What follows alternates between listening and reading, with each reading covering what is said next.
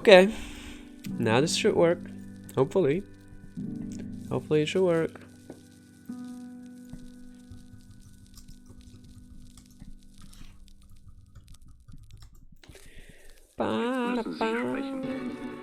Ah, see, the YouTube version is online now. Wow. Can you imagine? Can you imagine my streams working like they're intended? And now, of course, because Restream.io, it's doing stuff. We gotta hop in here, we gotta change the settings. Got a link to Twitch in here, because why not? Twitch. Cool, cool. Let's add our thumbnail. Bing. Bing. Bing. Cool.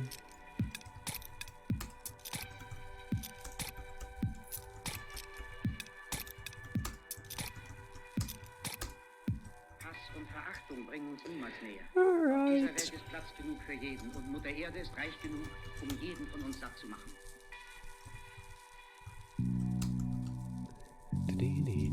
Das Leben kann ja so erfreulich und wunderbar sein. Wir müssen es nur wieder zu leben lernen.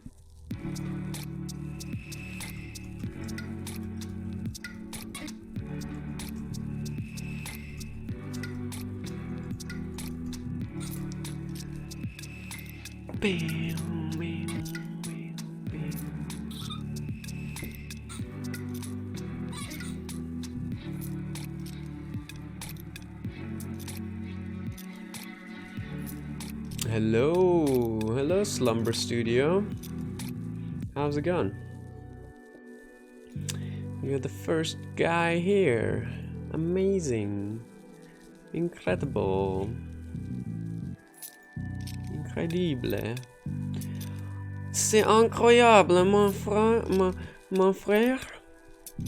I think that's how you speak French. At least that's how I learned it.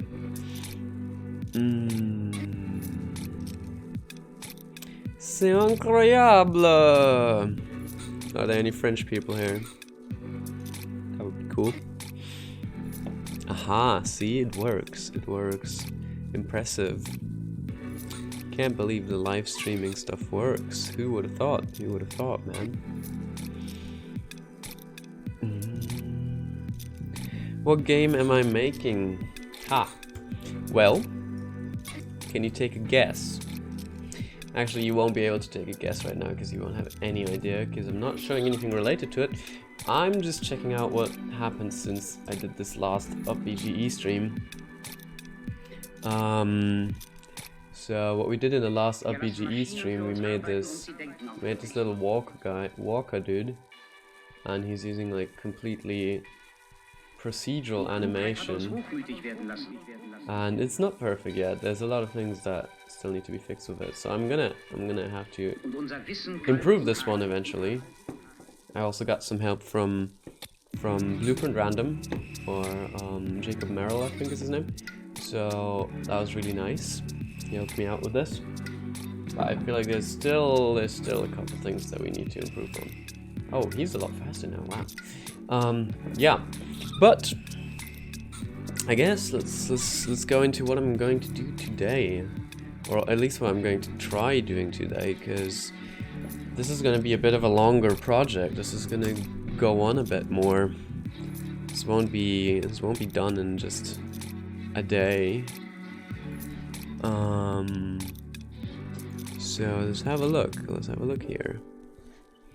Yes, so basically the main idea is to try getting back into the UPBGE and testing out the new UPBGE, the one that is currently UPBGE 3.0, which is, if we toggle the, where is it?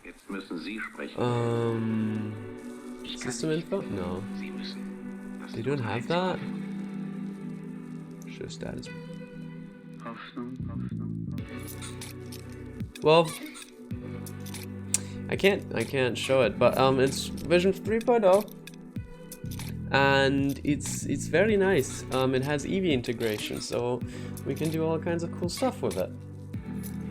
And that's what I am hoping to use to create a remake of an awesome game that sadly never saw the light of day.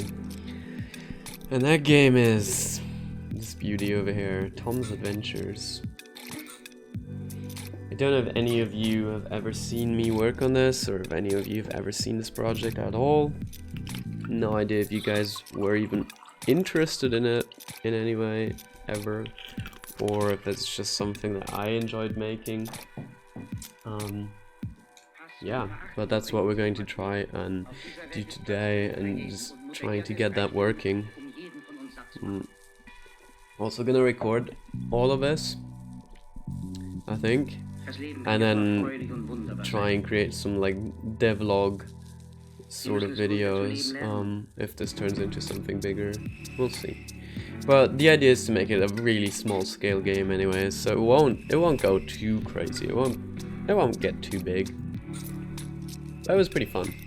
I mean, we can look at this little video that is now like 3 years old or something, probably, with all the stuff that we made for the game. I worked on this with my cousin.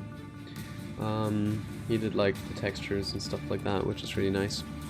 So I'm gonna have to involve him again for this. And sadly, I won't have any of the assets anymore. That's gonna be a big problem because well, they're on my old PC and I don't have access to that old PC yet at the moment. So yeah, we'll have to pretty much start again from the ground up. But that'll give us a lot of possibilities here, I think. Ooh. I can try using the scene overlay to create HUD UI stuff with that. I haven't tested that yet. I'm gonna use the Eevee version, yes. So if we run into problems with the HUD, we're gonna have to find some way to work around that then. It's interesting to know. But yeah, the goal is to use the Eevee version for it, which should make this look very nice as well. Hopefully. And I'm hoping we can recover these characters, because like, as you can see, they look quite fun. I don't think they, like, we could probably improve their style a bit, but it was mostly, the joke was mostly that these characters are like very simplistic and all this other stuff. Collection actuator? Man, you coming in here, Jacob, you're already like confusing the hell out of me. But no, you probably, what do you mean, man? What do you mean? I don't know. Okay, so these characters look awesome. I really like the textures as well. The hand-painted style of it is kind of nice. So yeah, the hands look very big, so I'm not sure if I want to remake this one for one. But we're gonna give this a go, and we're gonna see.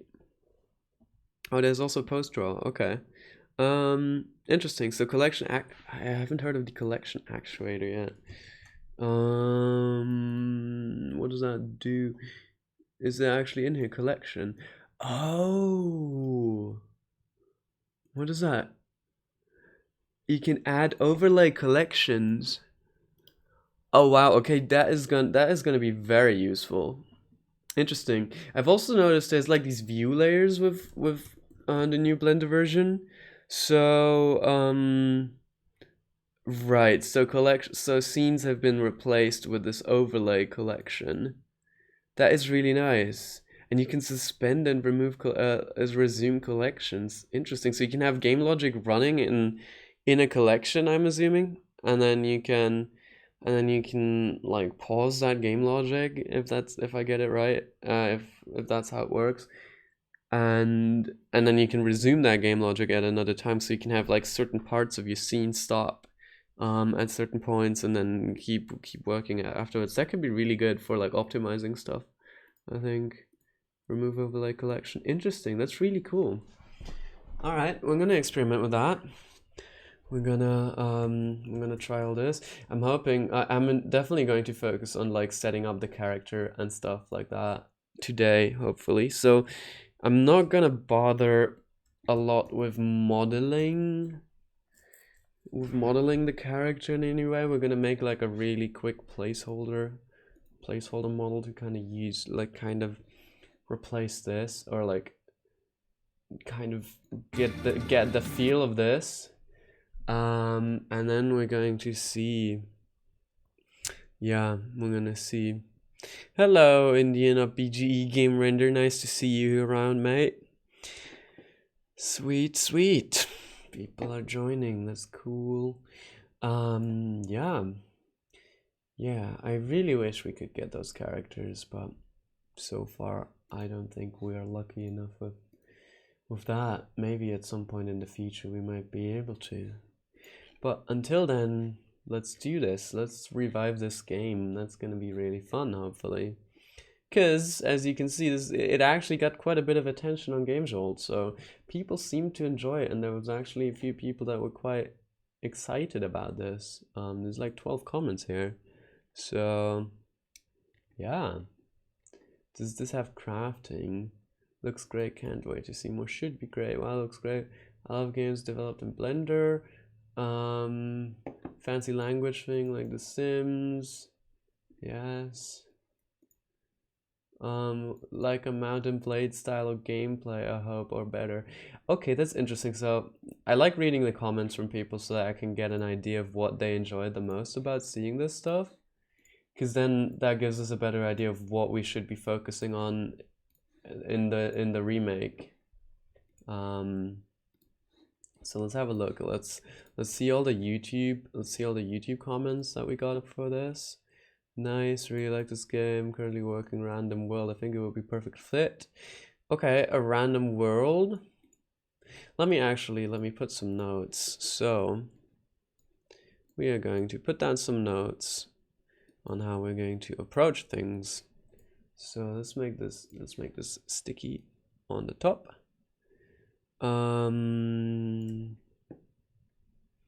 Yeah, we can use post draw callback plus BGL and BLF is good for UI. Okay, that's already sounds very next level again, but that's good to know. That's really good to know. Then we're gonna dive into these, and we're gonna try and make UI happen today if that's something you guys want to see. Feel free to suggest anything that you want me to do in the stream today. Just send a comment and I will try to address it, because I want to make this as interactive as I can, so that I can give you guys an idea of what it's like to make a game in the new UPBGE, and I also want to share tips and techniques with you guys that you can use for your own projects. So yeah, let me know anything that you guys need for your games, anything that you want to see me working on. I'm sure we can find a way to incorporate it into the stream. I'm sure we can find a way to get it into the game as well. Maybe we can make this like an interactive game development experience. I think that would be really fun. So yeah, if that's something that you guys are interested in, then definitely let me know. And it would also be really cool and helpful if you guys would share the stream with other people, with other Blender Game Engine people, and so on. And yeah, then hopefully we can help out more people that way and teach them the UPBGE. Though also I'm still learning it at the moment, so like it's gonna be, we're gonna all be learning it at the same time, I guess. All right, so let's tackle this. And oh, I'm so used to saying I'm so used to the long way home. All right, I can check out your small demo game. That sounds really cool. Let me see. Where did I get a comment? I didn't get a link. Indian UPBGE game render man. So if it doesn't work, like if maybe you for some reason, hold on, let me check. Maybe YouTube is just, what YouTube usually does with links is that it kind of removes them instantly and doesn't show them and marks them as spam. So let's have a look here. I can't show you my YouTube studio, I think. I don't know, probably doesn't matter. But I gotta check this community tab. Let's go. Let's have a look. Oh, that's not the one I wanted. Man. Oh, interesting.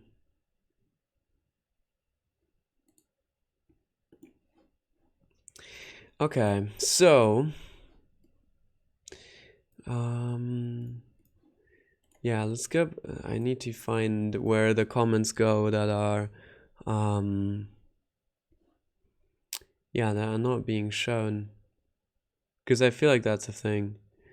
That's most definitely a thing. It's made in an older version. Okay. All right. So there's none here. Where did you send me the link, man? I'm not seeing the link. I didn't get a link from you. Epic Obama. Epic Wait, my own comment. Seriously, my own comment was marked. Oh no, that one's public. I see. These are the public ones. Okay. Cool. In the comments. Here in the comments.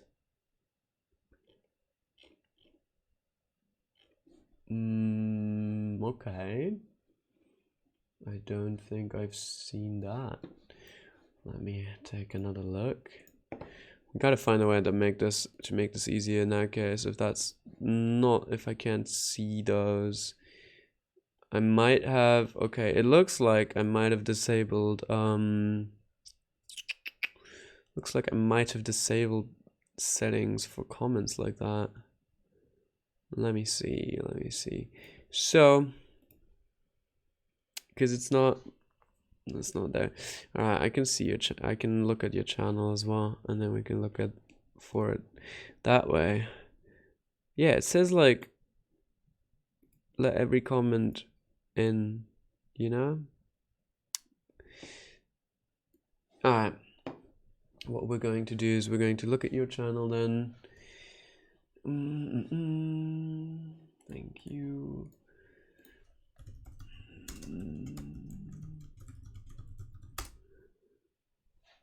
There we are. Hold on, before we do this, I want to make sure we get that list together. So procedural world generation was one of the ideas that someone mentioned in the comments of the other video. So interesting. I have never done that. I've never done procedural world generation, or random world, so that could be very interesting and something new to try. Is it the test car game? The one you mean?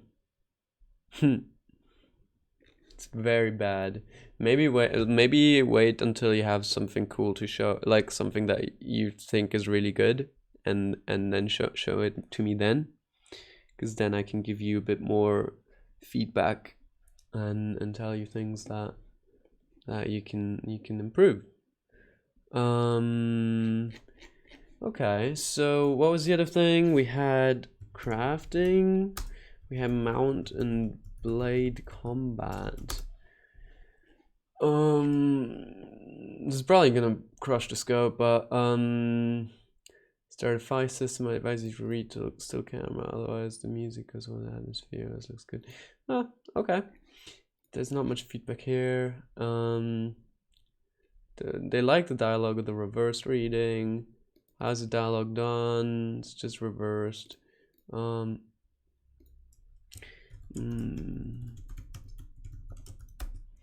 actually haven't commented for. He commented 2 months ago. Are the textures hand drawn? Yeah. How do you make AI? Logic bricks. Yeah.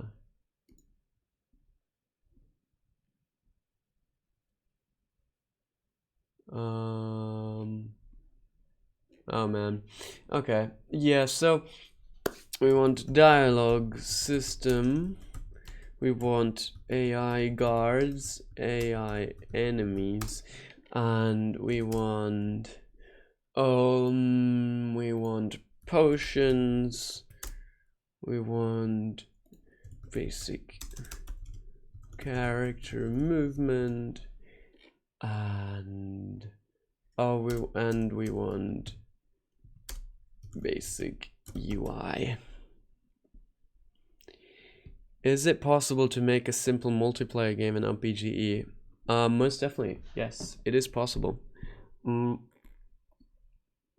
remember, like years ago, even in the regular BGE, I played a multiplayer hide and seek game that somebody made, and that was made entirely in the BGE, and it was really cool. It was really impressive. I have tried doing multiplayer in the past. So far, haven't really been super successful with it, but it is possible, definitely possible. But it takes a lot more effort than just making a single player game, of course. Yeah. I don't think I have any of my old experiments on here because, yeah, I'm on a different PC. So, yeah. Yeah. Okay. So, can you please make a bloom shader? Well, my boy, or Jessen, listen here, Jessen. Listen here. If you use this new UPBGE, which is fantastic, then you don't have to care about that anymore. Because all you can basically just do this. You can pop up your brightness of your object, your emission, like all the way, and look at that. You get like bloom out of the box. It's not dark enough to properly see it, but if I pump this up even more, you can see there's definitely some bloom here. So yeah, you can't enter in the chat for line breaks. I think it's already there with Eevee. Exactly, it is already there with Eevee. In the old version of UPBGE, I'm not super sure. So let's see. I don't know if I have the updates or the add-ons installed anymore, but there was a really useful add-on. It is possible in the older version. There was a really useful add-on by the Timster.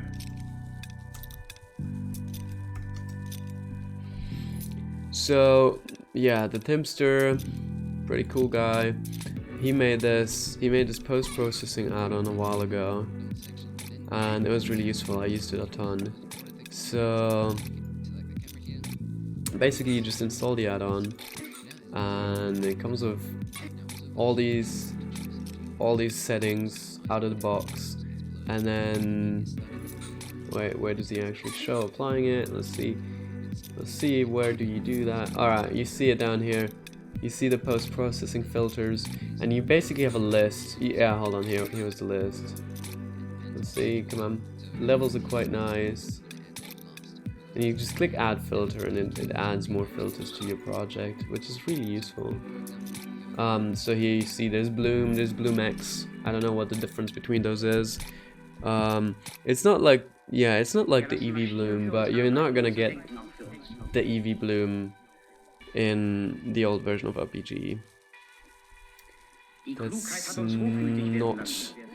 not something you can achieve as far as I know. I think there was like one video with it which had bloom similar to that, but I think in general it's quite hard to get bloom to look right, unless you got it coming out of the box with Eevee like that, which is really cool. Alright, okay, so it's not like the Eevee one. Oh no.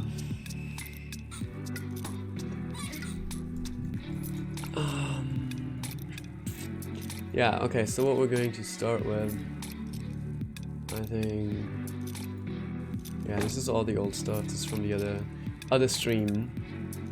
So I'm going to have a look. I'm gonna see what was kind of left. Aha. See, that's kind of fun. I made this character that can move around, and then I also made the player character that moves, which is interesting. So we have a simple first-person character, but we need to do a lot of stuff with that. There's a lot of things we need to do with it. Ah, yes, you think, Lionel, yeah? Does this look better than Unreal Engine, yeah? Oh, where did that ball go? Oh! Did it move all the way over there? Jesus, the physics. Oh, I stopped it from wait, that's not how the physics works. Huh. Where did it go now? This looks very nice, doesn't it?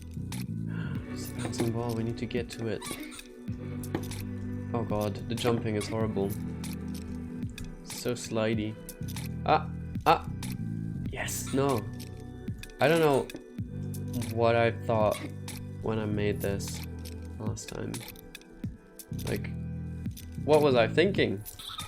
Gee. It's impossible.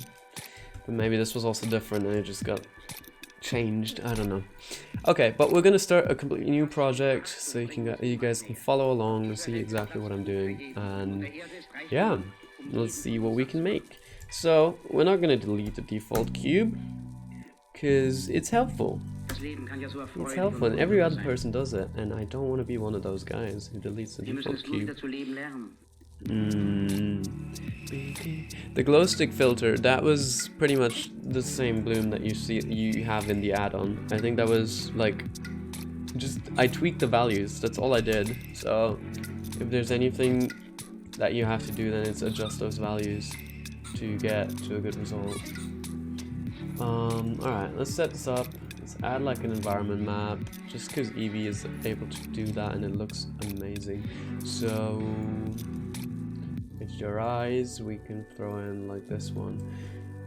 And yeah, there we go. So I'm gonna set up pretty much the same level which we just had. Just like gonna get some walls in here. Just the default stuff, and then we can start working on the character.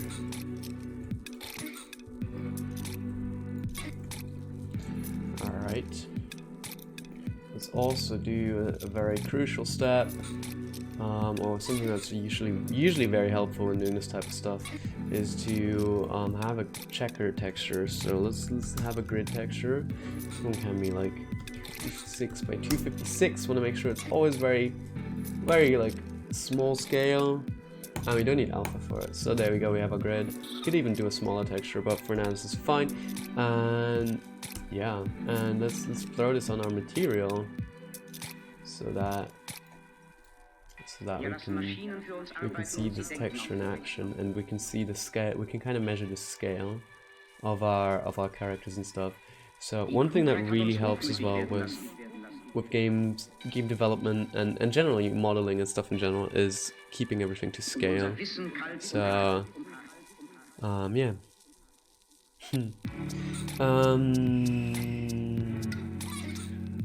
Please keep like self-promotion and stuff like that out of the chat in BG gamer man.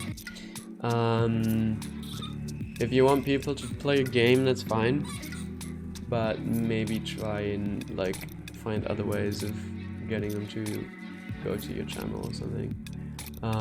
Also, I can test it out, but since you said it's like not that good, like right now I'm not entirely sure if you want me to test it, or if you're like saying that it's not good enough for me to test it yet, or so yeah, gotta be clear in what you want. Let's throw in the UV map and we need a mapping node.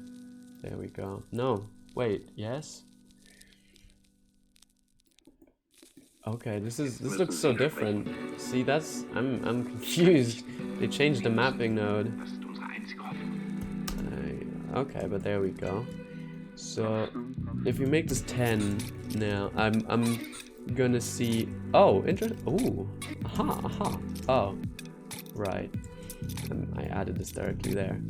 So perfect. So as you can see, sticking to the scale, we're gonna actually do 20 here, because the scale of Blender is a bit strange. Everything starts with a 2 meters by 2 meters cube, so this cube is 2 meters tall.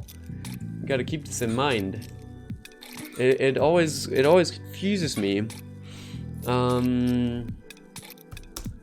So yeah, you gotta keep in mind that Blender doesn't start off with a 1 meter by 1 meter cube, which is what I usually expect to be working with, but either way, this works. So you can see, okay, this is kind of the scale of things. That's a meter by a meter size cube. Does this crash if you delete something? No, it doesn't. But the issue why everything crashed in Unreal the other day was simply because there was just too much going on in the scene. There was just too my PC didn't have enough RAM, basically. That's why it crashed. Oh, I like that this has a pop-up window instead of actually just, you know, showing the whole screen with a save window. So we're gonna call this Tom's Adventures. Character controller. Yeah.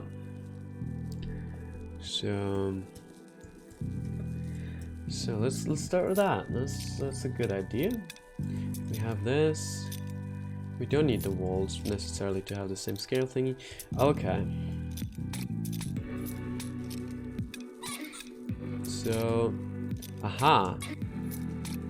Interesting. So of course my actual add-ons aren't installed in this. So let's hop in here and throw these add-ons in there. Rigify. Yep. Hopefully this one works. Oh. Hopefully. No. That's not good.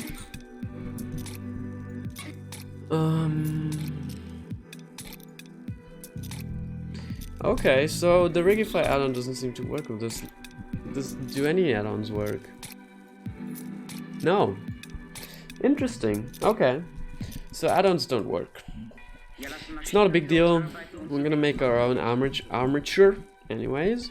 So it won't be a big problem, but it's good to know. I think it would be great if we, like, it would be great for all the, well, it would be great for all the UPBGE developers out there to know that the add-ons will work, and the people that work on the engine as well, to let them know, because I think it would help a lot to get those add-ons working. So yeah.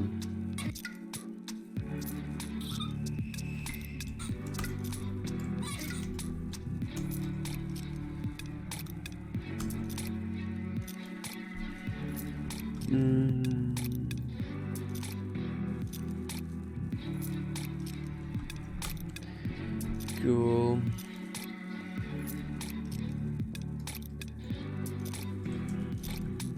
Alright, so we gotta start making a character now. We gotta start making our basic Tom.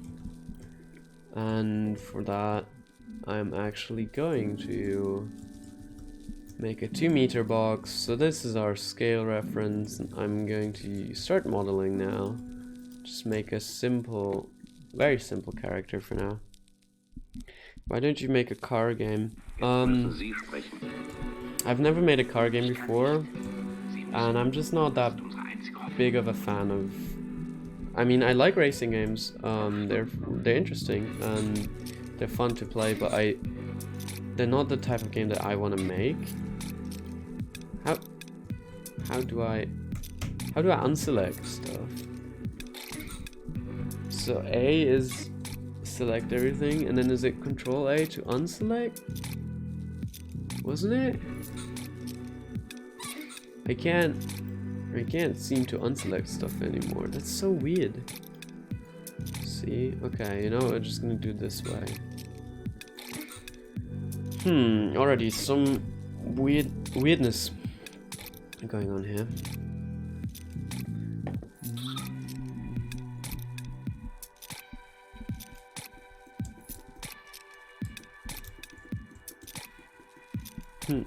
It's easy.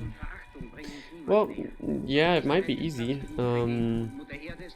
Might be easy to make car games. I don't know. I haven't tried it. Das Leben kann ja so erfreulich und wunderbar sein. Yeah. Wir müssen Just es nur ate wieder zu twice. leben lernen. Oh. Okay, that's weird. I'm not sure if I like that. But okay. I need some reference for this. I think otherwise it's gonna be a lot. It's gonna be quite challenging. So make the game photorealistic and open world cool too. Well, open world probably, but the thing is, photorealism, yes, would be possible, but I feel like it's more appealing to actually make something that's a bit stylized. And since my idea was to kind of remake this game, and since making photorealistic characters is going to be a big challenge, and I only want this to be a small side project, I'm going to go with this style. Hand-painted textures, very like simplistic, cartoony characters. That's what we're going to make, and yeah, that makes the most sense for just a small side project like this.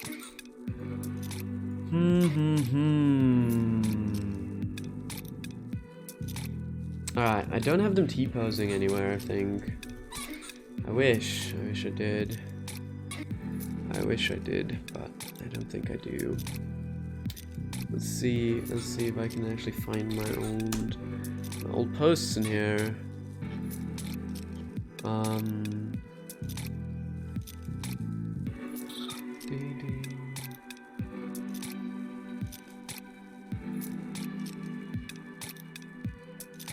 Alright, BGMC 24, BGMC 24, CGSky. I haven't been on Blender Artist in forever. So let's see, there I am. Cool. Let's go to. No, wait. Portfolio? How does this work now? See. Let's see. Here's my posts. Cool. Man, my sketchbook and stuff. Wow. Wow. This one got a lot of views actually. That's insane. No, that's not. Oh, this is just my portfolio stuff. This just shows like the pictures and shit stuff I posted. None of this is actually. Well, let's see. Hold on. All. Long Home Devlog, Global Game Jam coming up. Yeah. 2-player game.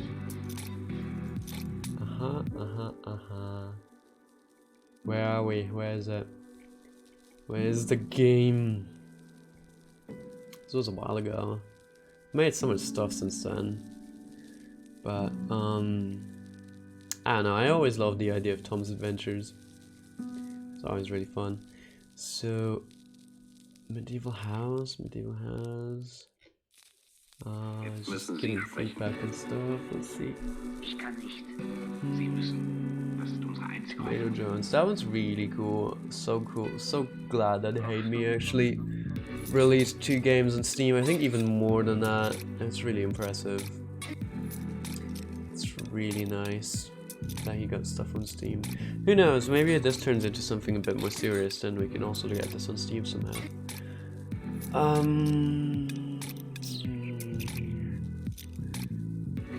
Good. Come on.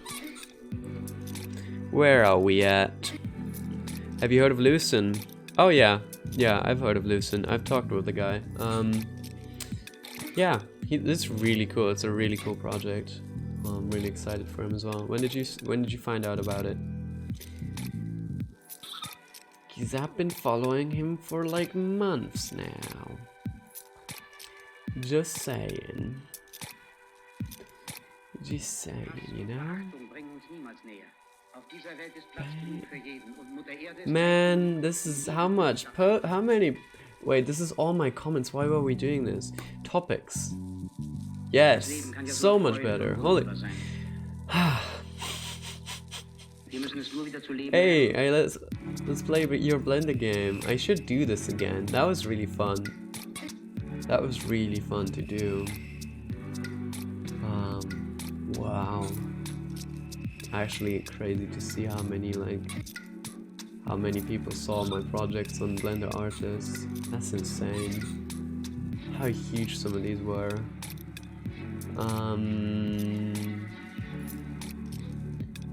Yup. Okay. To play a game, 9,000. Jesus. Fireman.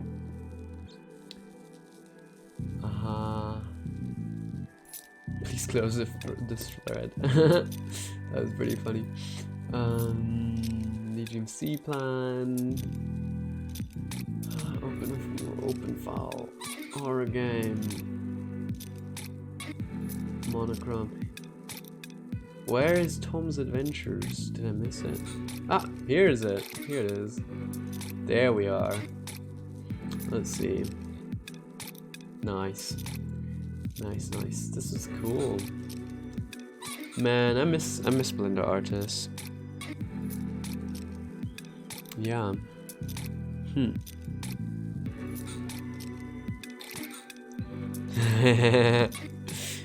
Yeah.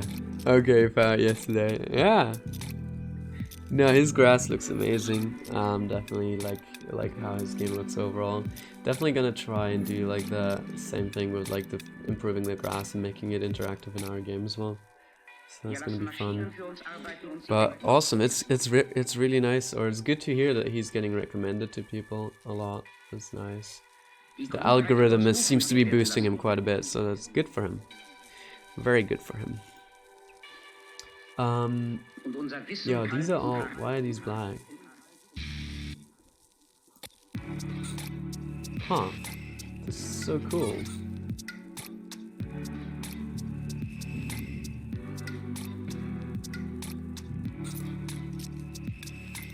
Is there anyone still interested in this kind of stuff? Like me making let's plays of Blender games from other people?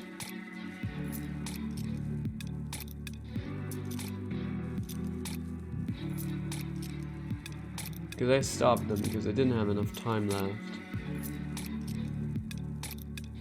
I did it for the BGMC games at some point.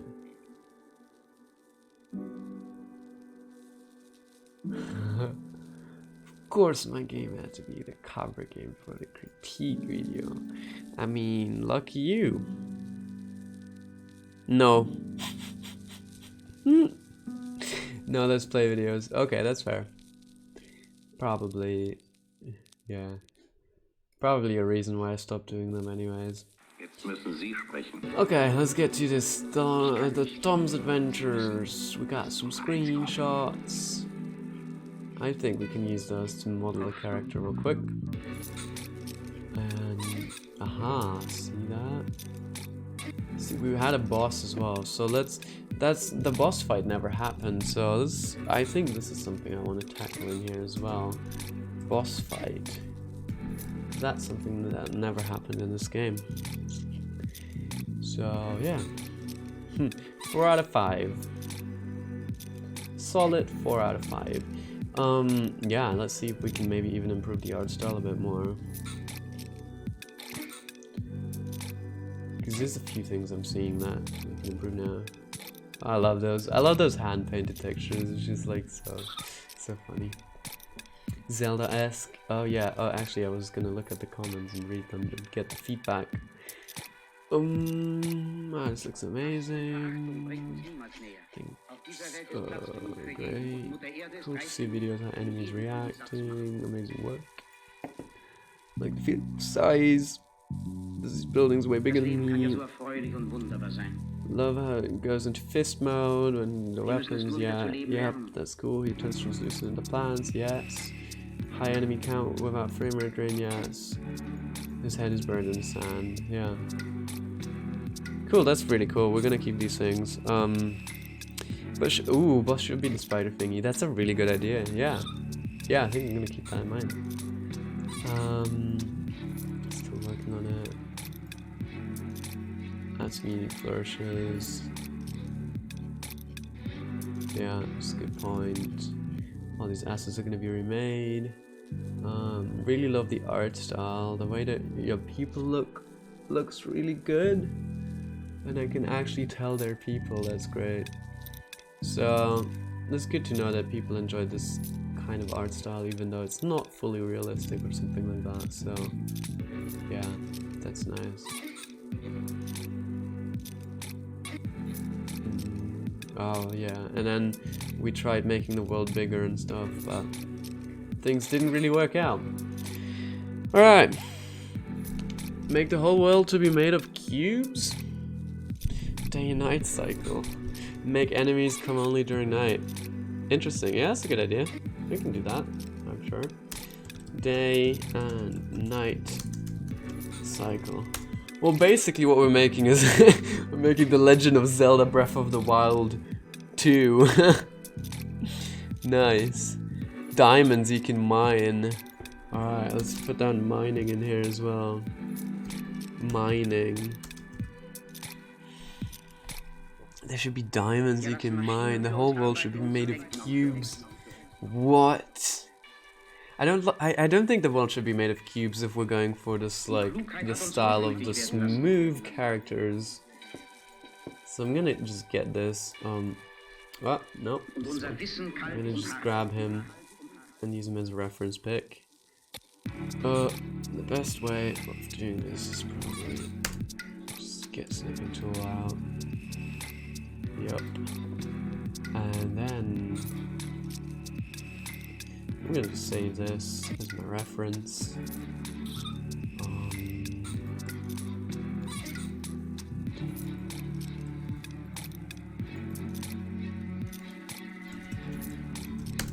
Alright.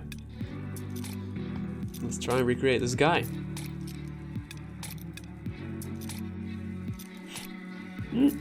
Hey yo, Yannick, nice to see you in here, man. It's really cool. Thanks again for the awesome video earlier, or the live stream. It was really nice to see you actually looking at all the other channels out there and giving me some feedback on my videos as well. It's really nice, really appreciate it. It's really cool. Yeah. Really nice stuff. So what do we need to do? Jesus, okay, this music is already getting repetitive.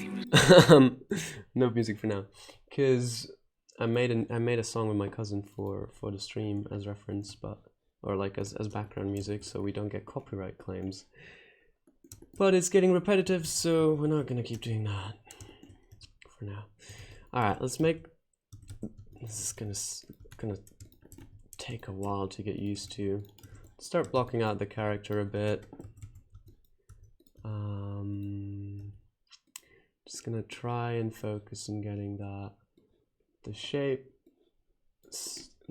in here.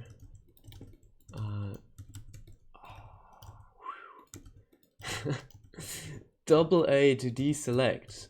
This is only an UPBGE like that, I'm pretty sure. Cause why would they do that? I don't get it. I don't get it.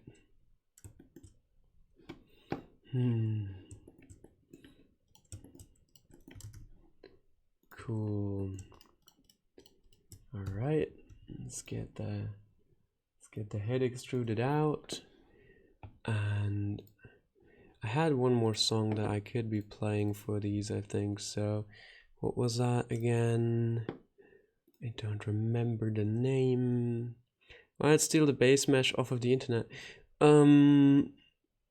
Because I like doing it myself. Like, I like modeling base meshes, and it's not that hard to do.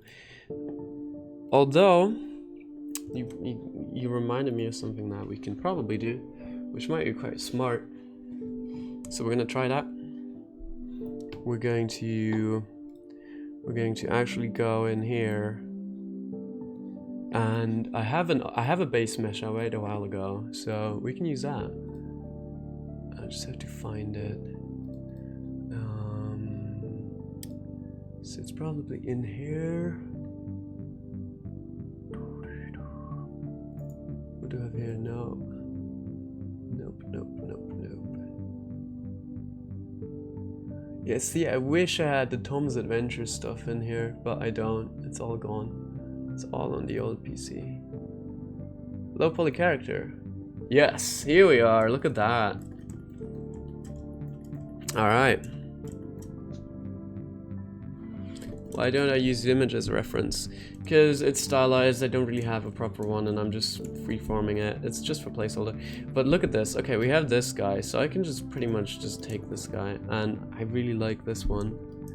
This was for a game idea of a friend of mine, and yeah, so she wants to make a game where people kind of turn into these crystal characters.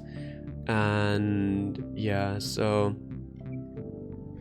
she's still gonna be working on that. We made some tests in Unreal Engine, and it's gonna be like a sort of horror game where when people get hit by the daylight, they turn into those crystals, and that's kind of what happens to everyone in the city. So that's gonna be very interesting, and I can't wait to work on that. She's still figuring everything out though, so there's not much to do yet.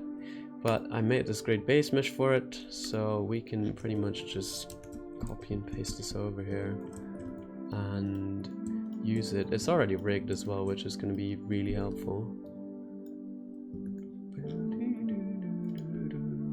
Really love this track as well, it's so good.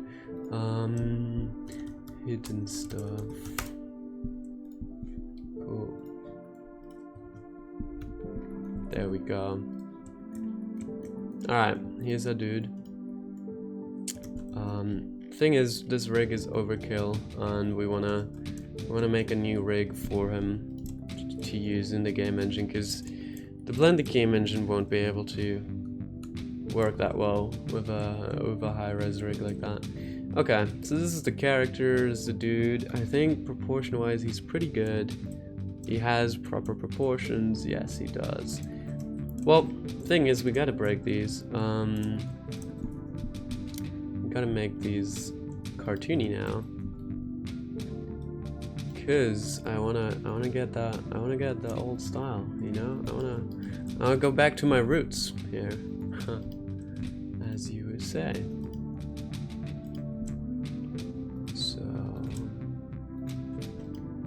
this might be sad for some of you people, but overall, trust me, it's gonna be a better game.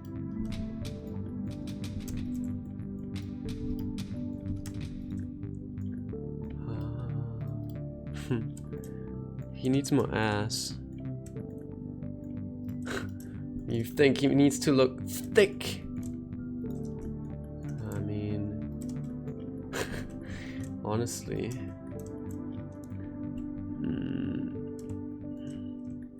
You will help me to make characters? Sure, dude. Go ahead.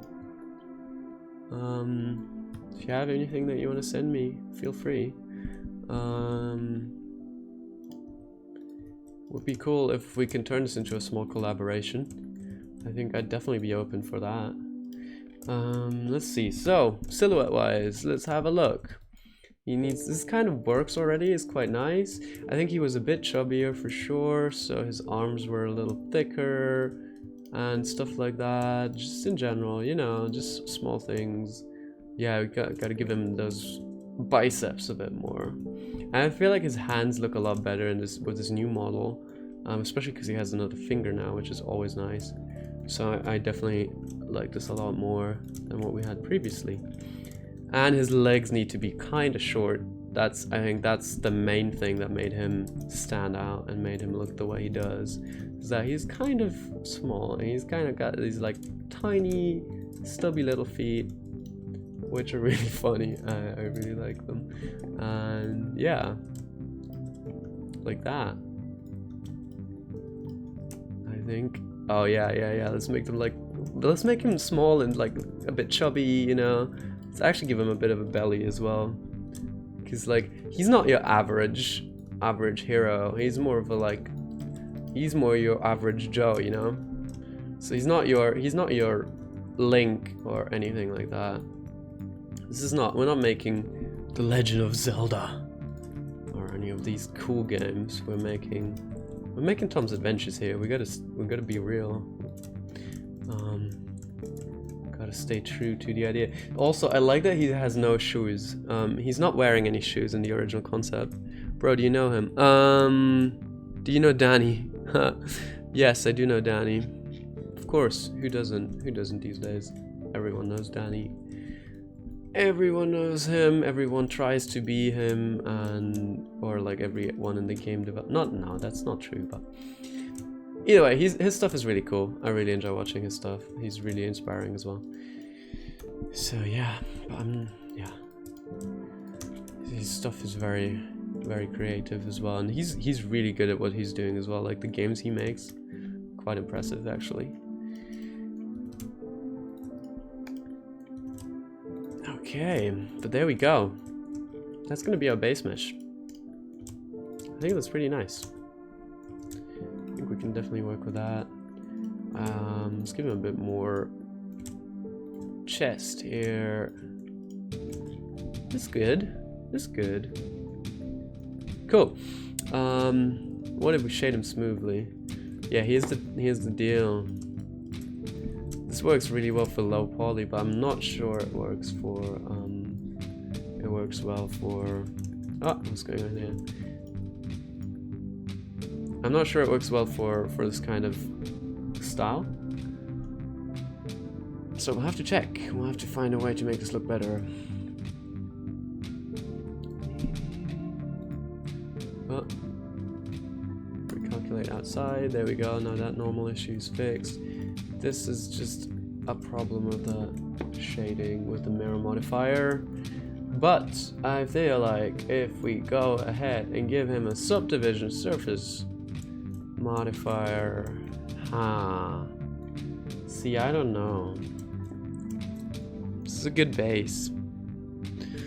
It's a good base.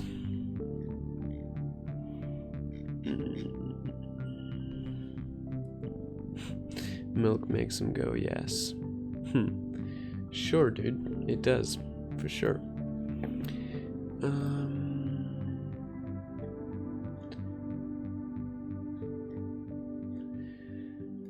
Yeah. Question. Go ahead, ask. We could sculpt him too. Theoretically, we could sculpt him and like sculpt more detail on top. I like the way he looks like this, like kind of chunky and stuff. So, you know what? Since we're just making, since we're just making this as using this as a placeholder character anyways, and the complete Tom and stuff is going to be made later on, we'll stick with this and it'll be fine and it'll work. So let's have a look. Let's get the skeleton back. So, oh god, yeah, so this one doesn't work anymore, obviously, and I was going to delete it anyways, so let's do that right now.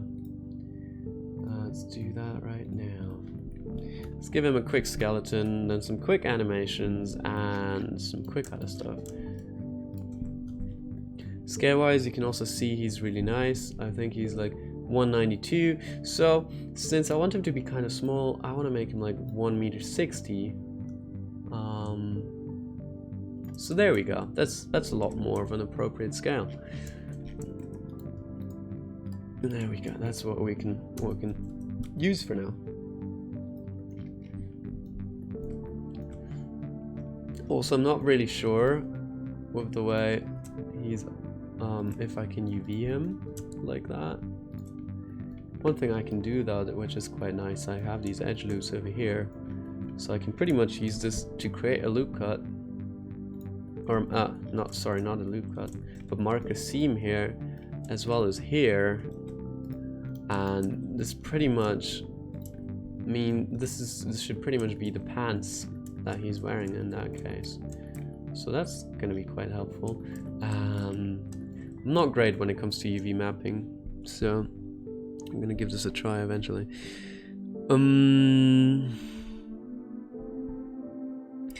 Can you, oh yeah, can you switch the faces in the topology, like split the faces in topology also, but in a way that they don't split in the rig?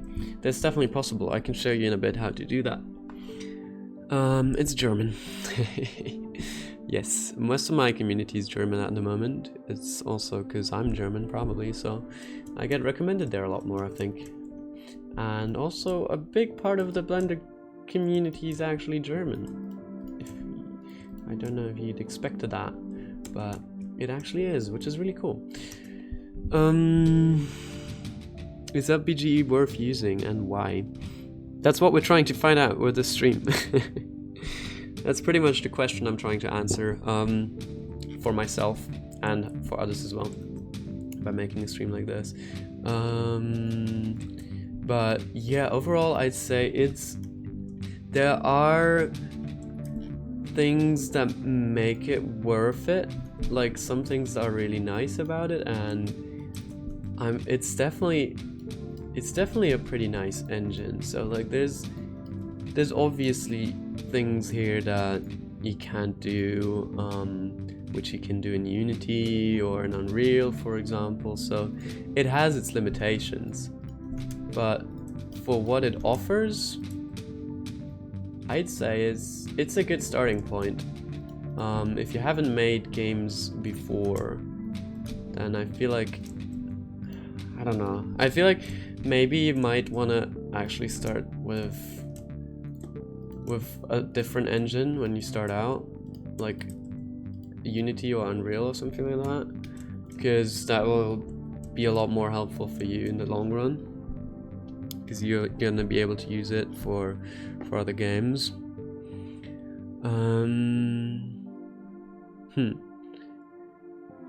But yeah, there's lots of things you can do with it as well. Okay, now I would shade the mesh smooth and separate the faces so that you can get sharp lines, for example, the chin. Yeah, there's another way to do that as well. That's how the characters in Windmaker are made. Okay, that's a good idea. I feel like Wind Waker would be a really good inspiration for the art style here. One thing we can also get this is we can turn on, I think that's actually the reason we're getting this weird crisp line down the center here, is that, where is it? We put display, no, there's a setting for it somewhere. Let me see, normals, auto smooth, see, look at that. Now what this does is it automatically makes edges with a certain angle, it shades them, it makes them sharp, which is really cool. We wanna adjust the angle here a bit so we can get a nice result. But yeah, this way the shading looks a lot more convincing already. It's a good idea. Yeah, sweet. I definitely agree. I think that looks a lot nicer than what we had before. I think I actually want to keep his chest. I think that looks cool. So let's stick with an angle of 30. That's good. We can always polish this later. And let's continue with our rigging. So I'm just making a very basic rig at the moment. This one should be parented. Nope. This one should be parented here. And this one should be parented here. Let's quickly name all these bones. So this one gonna be our root. This one will be our pelvis. This one will be our chest. This one will be our neck, and this one will be our head. And man, shouldn't have moved it. This one will be our head.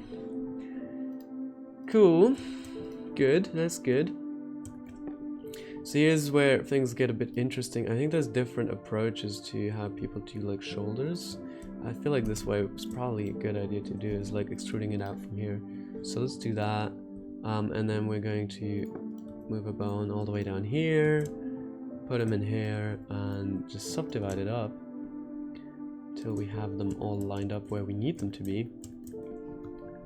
And he's posed in a good way for us to be able to deform him, so that's really nice. And yeah, now we just need to give him a bit more definition in here.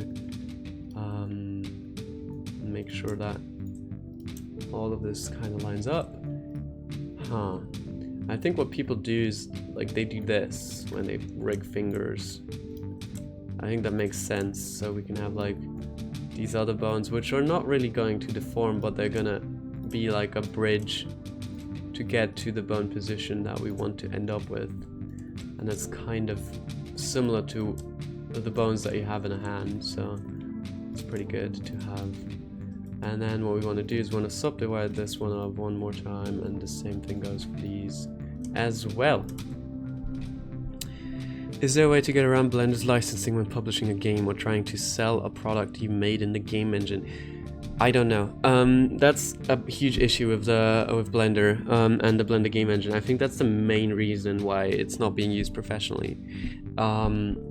Because the thing you gotta keep in mind is that Blender is released under an open source license, as far as I understood it, and it automatically means that everything that you make with Blender, or actually I don't think that's it, but any software that is made from it or something, has to be created under a similar license. Correct me if I'm wrong with that, but I think that was what it kind of came down to. Something like that at the very least. And that's a big issue. If you want to sell your game, then it's gonna be very hard to do that. There's people that did it, like that's what I said earlier. There's Hate Me, who made a couple of successful games, or more or less successful. I don't know if they were super successful or not, but there are ways that people get their games on Steam. So yeah, it's possible.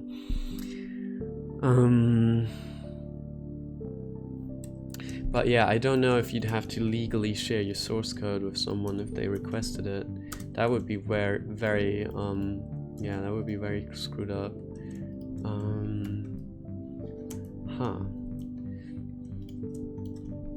But yeah, I haven't looked into that because I've never come close to publishing a game.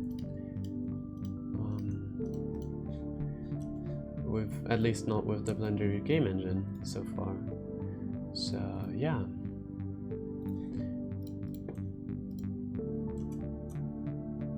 Haha, there we go. So we don't want to inherit the rotation here. That's gonna give us a lot of like, make it a lot easier when we animate this. Let's make sure the bone rotations are good here and they are correct. And especially in here, the fingers, we want to make sure they are lining up with our fingers, because that is going to be very important. Okay. That looks good. Now, that's basically our rig. What kind of weirdo would legally request your source code? Well, there's people out there that are maybe they want to make a mod for it, or like there's reasons, you know, and not only would they request it, but people would try to steal it as well. Probably, I don't know, if you make a game that's big, people are probably going to try and steal it. So yeah, you got to be really careful with what you put out there sometimes. Forearm L. So thumb to L.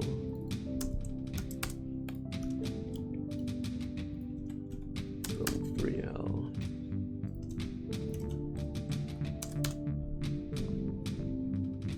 How did I first get into Blender? Well, I started... How did I start? Oh wow, this is a while ago. But basically my dad introduced me to it. Someday he just brought it with him, like from work or something. It was super young, and he just he just showed me like a program on the PC, and it was Blender. It was like Blender 2.48 or something like that. And I tried to make a TIE fighter, so I didn't know what anything did. I had no idea what I was doing. I tried to click and move the 3D cursor around. I had no idea what was happening. But eventually I tried to make a TIE fighter, and that didn't really ever work out. But I kept going. I kept making 3D models. I made like a can, and then I started making a human with like YouTube tutorials and so on, and just kept going. And eventually I started making games with the Blender game engine. I got really hooked with that. That was really fun. And at some point, hold on. At some point, I made like a bigger scene in the Blender game engine, like a bit of a forest scene with some assets that I found, and just tried to make it look as impressive as I could. And people seem to really like it. So yeah, that just kind of turned into something a lot bigger. And L. Now we're gonna call this L that, and then we're gonna call this one fingers L1. That's kind of how it evolved. Also, I just realized something. This should be the other way around. It's kind of my Blender origin story.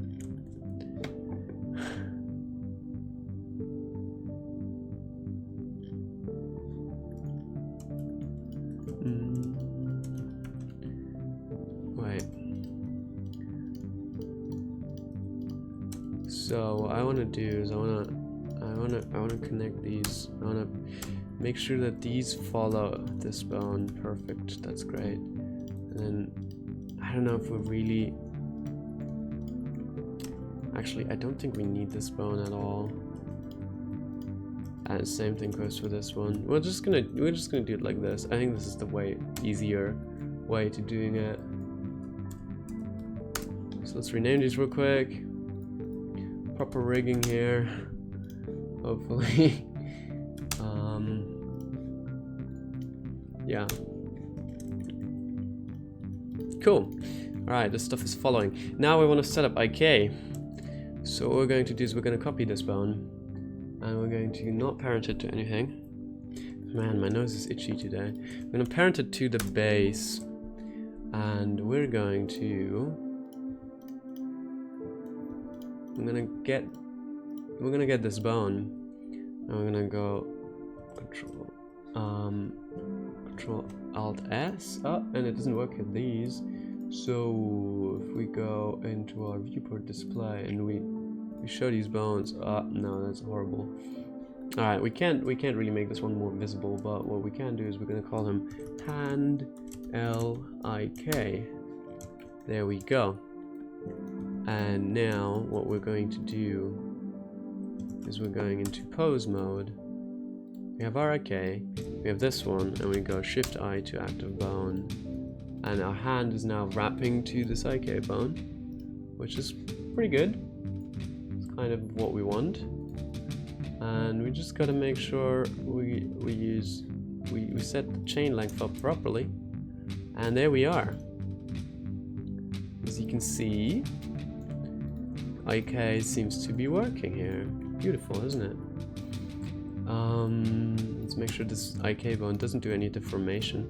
And also, let's tweak some things here. So chain length should be 2, because we only want the IK to be affecting his arm, and then we want to pose the shoulder freely. Also, one thing, just noticing with the shoulder, we want to make sure it's not connected to the chest. And the reason for that is that if it's not connected, we get a lot more control as to where we place the shoulder bone. And usually what people have is they have a shoulder like this. So that's kind of how a shoulder works, as far as I know from my rigging experience. So yeah, that looks a lot more natural. Cool. Cool. So let's see. There's a few more things I want to do with this IK, of course. We want to copy the rotation as well, but that makes it very strange.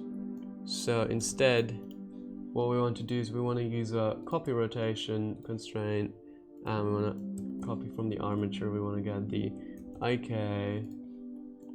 and there we are. So now we can move it around, we can pose it, and this is perfect. That's exactly what I want. So cool, this IK seems to work quite nicely. We can even, it should be stretching, but it usually doesn't, so I don't know how to turn on stretch.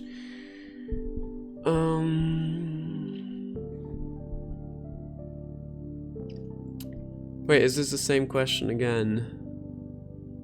Oh, Blender is open source. Yes, Blender is open source, but that's kind of the problem with it, is that there's no real way you can make your game have a license that's anything other than open source. That's kind of the problem that you get from having the engine being completely open source, as far as I know.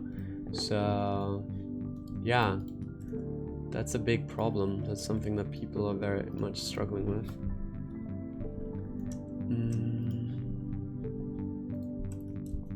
ARM-L target.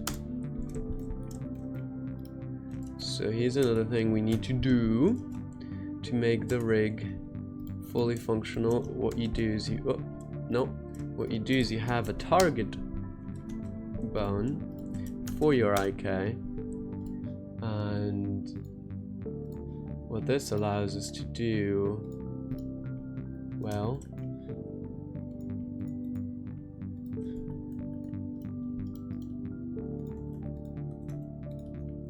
what this will allow us to do is to kind of set up where the elbow is going to be facing.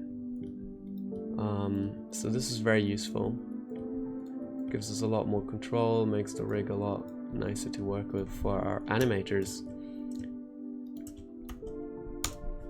This one should also be following. Actually, what I like to do is I like to make this one, I like to parent this to the hand IK.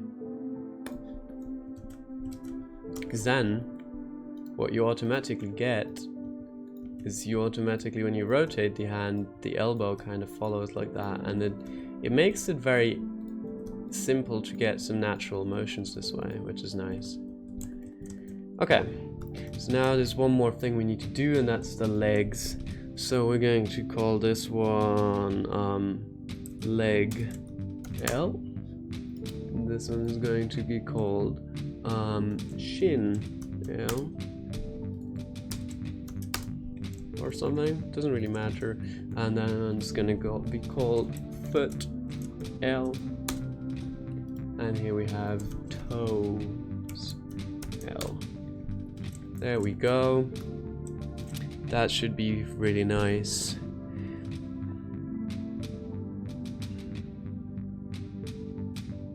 Do I have Marvelous Designer? No, I don't have Marvelous Designer, unfortunately. I wish I did.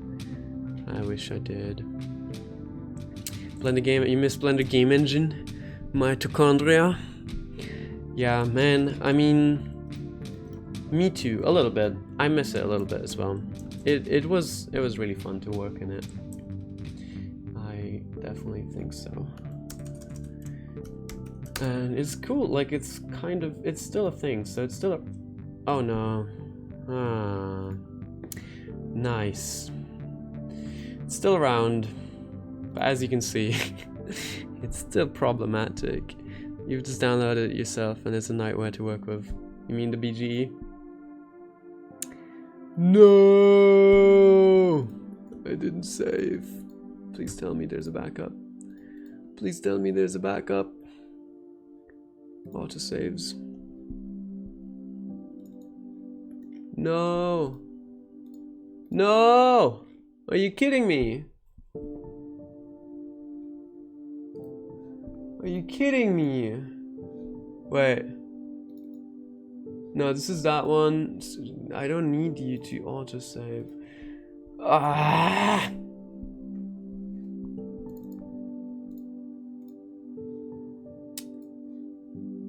Tom's Adventures character controller. That's the one. Ha! My god. Okay, good. Ah, man. This would have been annoying. Cool, everything's back. Yeah, so this is part of the reason why this engine is tough to work with, but to be fair, all game engines I know have this problem where they can just crash unexpectedly, and there's not a lot you can do about that. That's just how things are. Foot left, okay. So these have no names yet, so leg left, shin left,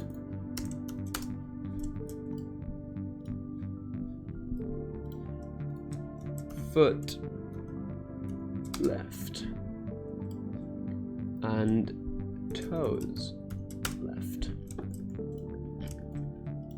And I think I just realized what we need to do to stretch it out, but I think it's good without the stretch. So let's put on the IK. We're gonna do the same thing as we did before. We're gonna use tail. I'm gonna set the chain length to 2, and there we go. Now we can move his foot around, and that's really nice. But we also need to do the copy rotation constraint again. Same thing. Foot left IK, what should be copying the rotation. There we go, beautiful. And just again, making sure that none of the IK bones actually have any deformation settings enabled, because that is just going to cause problems later on. And we don't want those problems, so yeah. Let's keep it simple. This one is not parented. And this one's our next target here. Leg left target. And we're going to also parent it to this IK that we made. And same thing again, we're going to create another IK node to this bone with the length of 1 and using the tail. There we go. We've got full control over his leg now, and it deforms quite well. And we can even swing his hips later on, which is going to be really cool. Yeah, it looks nice. Seems to work fine. So let's see. I haven't read the chat. I haven't been keeping up with the chat a lot. Fitting music. Yes, thanks. I like this music a lot, but it makes it seem very dramatic what we're doing. Am I using Logic Tree add-on? I don't know what the Logic Tree add-on is. I haven't heard of it before. But I've seen it. It's like, yeah, it's like Logic Bricks, but in the node editor, in the node graph. I haven't used it. I'm probably not going to start using it right now. Okay, so let's do the next thing, which is copying everything over. Cursor should be... this is... See, I don't like the pie menus, and they're turned on by default for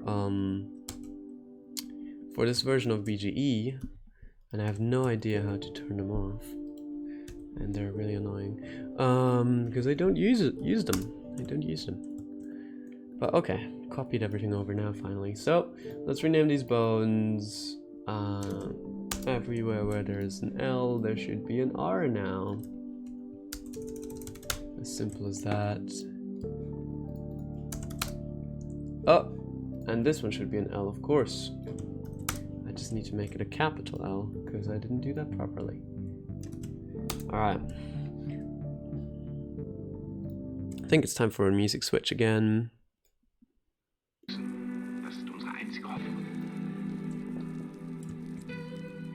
Hoffnung, Hoffnung, Hoffnung.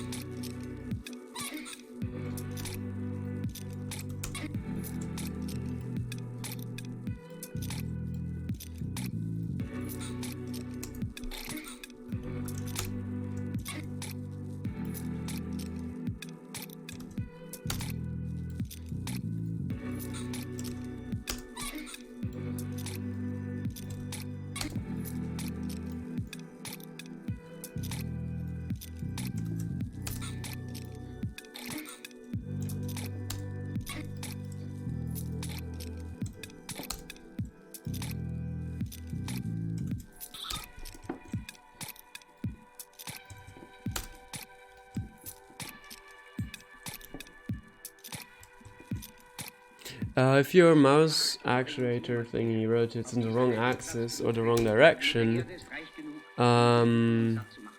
you can change the settings for the axis in there, and if it goes in the wrong direction, you can just say use a value of -1 for the strength, and then it'll go the opposite way. So that's something you can do if you got problems with that.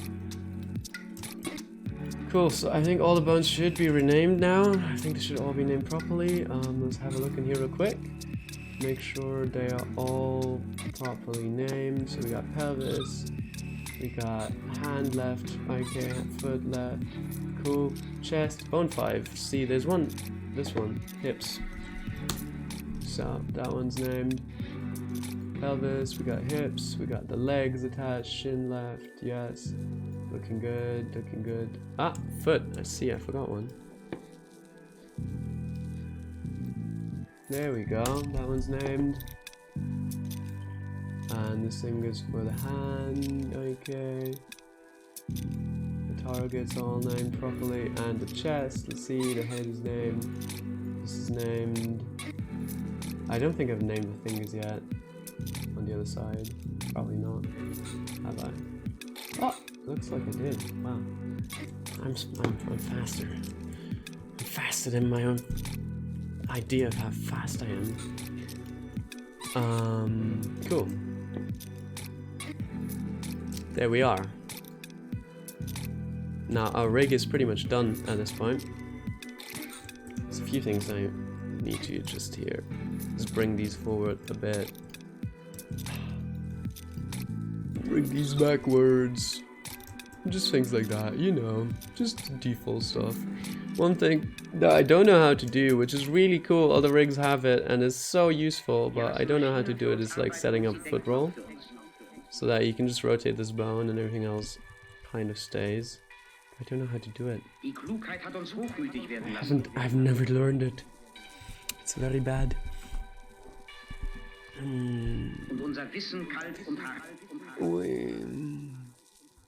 All good drifting? What do you mean? Obi, I haven't seen it. Oh, you're talking to you, okay. It's not always moving the character, you know? It's just mouse actually.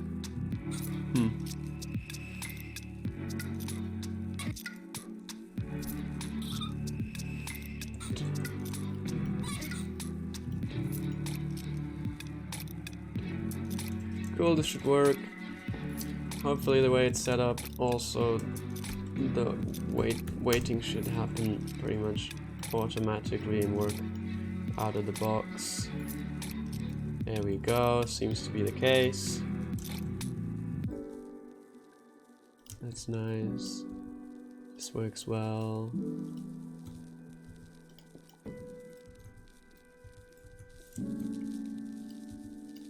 Okay, so one thing that's kind of getting a bit annoying here right now is that the bones that we don't want to select Jetzt müssen Sie sprechen. are being selected all of the time. Das ist unsere einzige Hoffnung. So I want to somehow turn it off so you can't select them. This one. Animate it.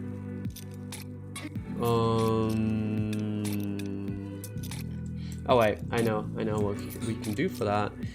Basically what I'm going to do is I'm going to get all my IK bones, I'm going to move them to a different layer in my rig so that we can basically have like the main control bones for the rig in a different layer, which will make it a lot easier to work with it.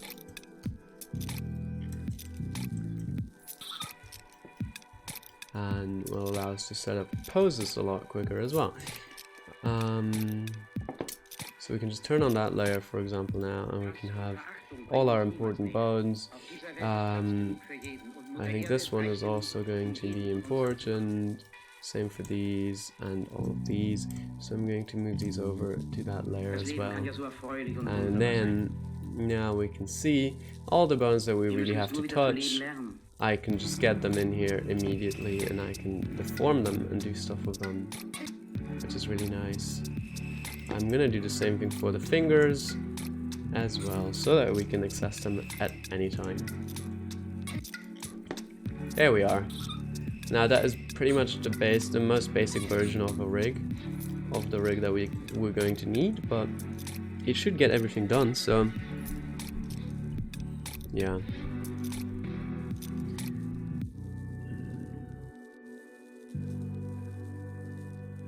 Yeah, I can't keep up with the chat because there's too many messages from Indian UPBGE game render. Yeah, if you don't if you could keep it down to like putting your stuff in one message instead of sending like multiple messages at the same time, that would be really nice. So please, yeah, please try being less spammy. Thank you very much. And then I can actually read the posts from other people as well and react to their comments. Okay, but this seems to work. Rig seems to be doing good. Man, I want to get started with making the actual game. This is taking a lot longer. But it's to be expected. Because rigging is time-consuming stuff. Let's get over to the animation view and let's actually start doing our walk cycle here, because that's going to be important.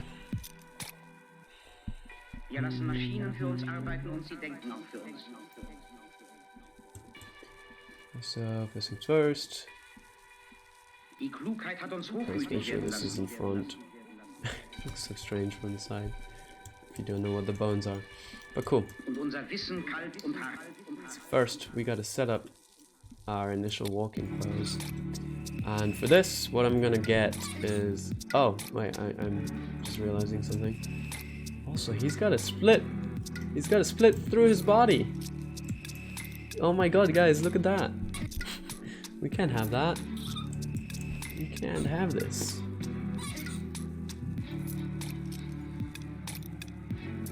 Merge? Ah, there we go. Why doesn't it merge it automatically? I swore I thought that was something this modifier does, but I guess not. Okay. So we need these guys. We need those guys also in the control rig. There we go. And the other bone. Oh no. The other. This is gonna take forever. Ha! There it is. Cool. All right. So that works. I need some reference for the walk cycle. And yeah. What game am I making? Well, let me quickly go over this real quick. So a while ago, pretty much, well, let's see, August 2014, 6 years ago. Insane. I made this small little game with my cousin, and it was quite fun. It was very nice. It was like a simple, like, it was supposed to be like a small RPG-ish kind of game where you run around as Tom, and there's this small city that you can go into, and you just kill enemies and stuff and loot and so on, like your typical RPG. But we wanted to make it with UPBGE, which was really interesting at the time. And yeah, that's what what happened with that. But at some point, we just didn't have time anymore to work on it. So yeah, it kind of got abandoned. But recently, I chatted with him again, with my cousin, and we figured, what the hell, let's try and get some of our time together again, especially now since we kind of have a bit of time left with this whole virus situation going on. So we said, what the hell, let's try making this game properly this time. Let's try making a really small game, keeping it really, like, the scope really small, and trying to make an actual game that you can play. So that's the idea, and yeah, I was just thinking, might as well start with it. We're probably gonna work more on it in summer, so hopefully I'll have enough time to work on it then, and have some basics done by then as well. So, walk cycle, I want to look at, like, oh no, not crouch, I want to look at the walk cycle. That crouch looks cool. Basically, I'm looking for the default walk cycle reference for animation. This one's like really good to use, so this is what I'm gonna put as my reference, and I'm gonna use this and recreate those poses. Fortunately, it's the other way around, so let's work the other way around. Just make it a bit simpler. Is it for Steam? It might be. I'm not sure at this point where we're going to take it. If I can figure out Steam by then, which I probably have, then there's a good chance that we can actually bring it out on Steam. And yeah, see if people enjoy it, you know? It's like trying to put all, oh wow, basically just putting all the eggs in the basket. Is that how you say it? Chickens in the basket, eggs?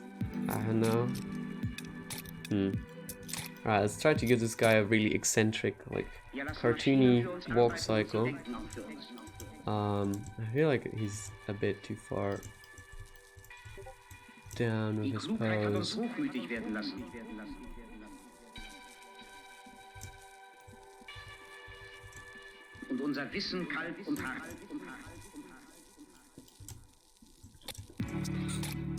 So we kind of need something like that, kind of like this. This looks pretty solid.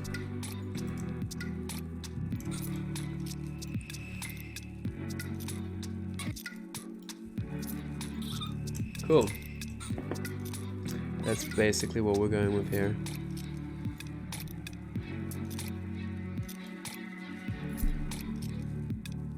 Oh, okay, that's nice. Yeah, I checked this on Discord. That's really helpful. That's more for running though. Like, these are running poses, but it's really good. Definitely helpful for if I'm gonna make a run animation.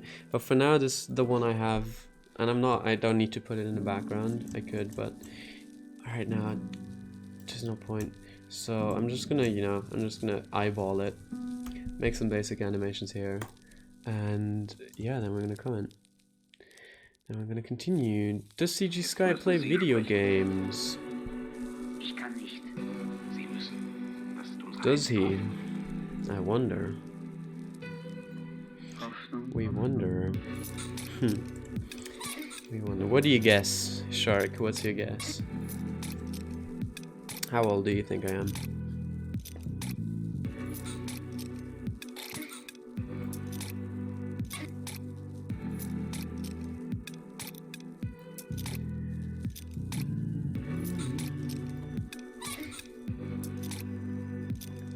Alright, let's do the very simple thing.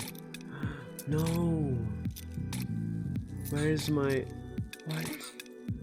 Where are the copy settings? What? Key?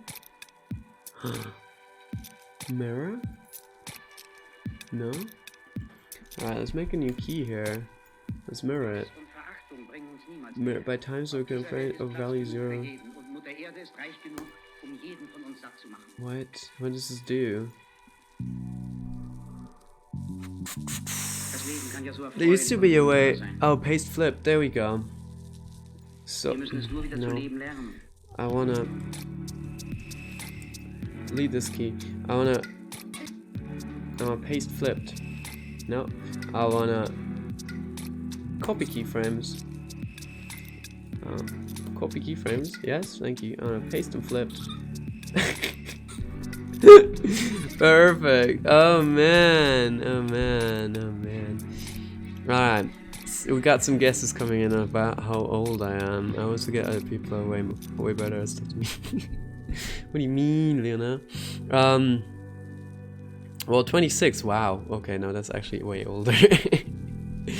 That's actually very interesting. But no, I am 21. Leonor had the correct guess. Leonor was correct here. So yeah, I'm currently 21 years old, and I'm still doing university and stuff. So yeah. Now you know. Good for you. Good for you. I don't see any of the. Is this? I don't see any of the. Like, where's my automatic key? Ah, is this the one? This is so strange. Auto keyframe. Does this do that? Layered recording. I just want there to be a keyframe when I move stuff. New keyframe type, keyframe active key set, location rotation. It doesn't make a new keyframe. How does that work?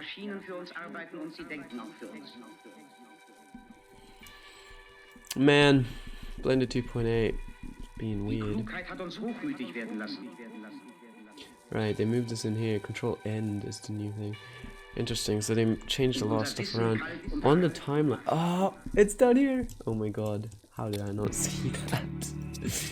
Thank you, Rompfla. Rompfla! Great stuff.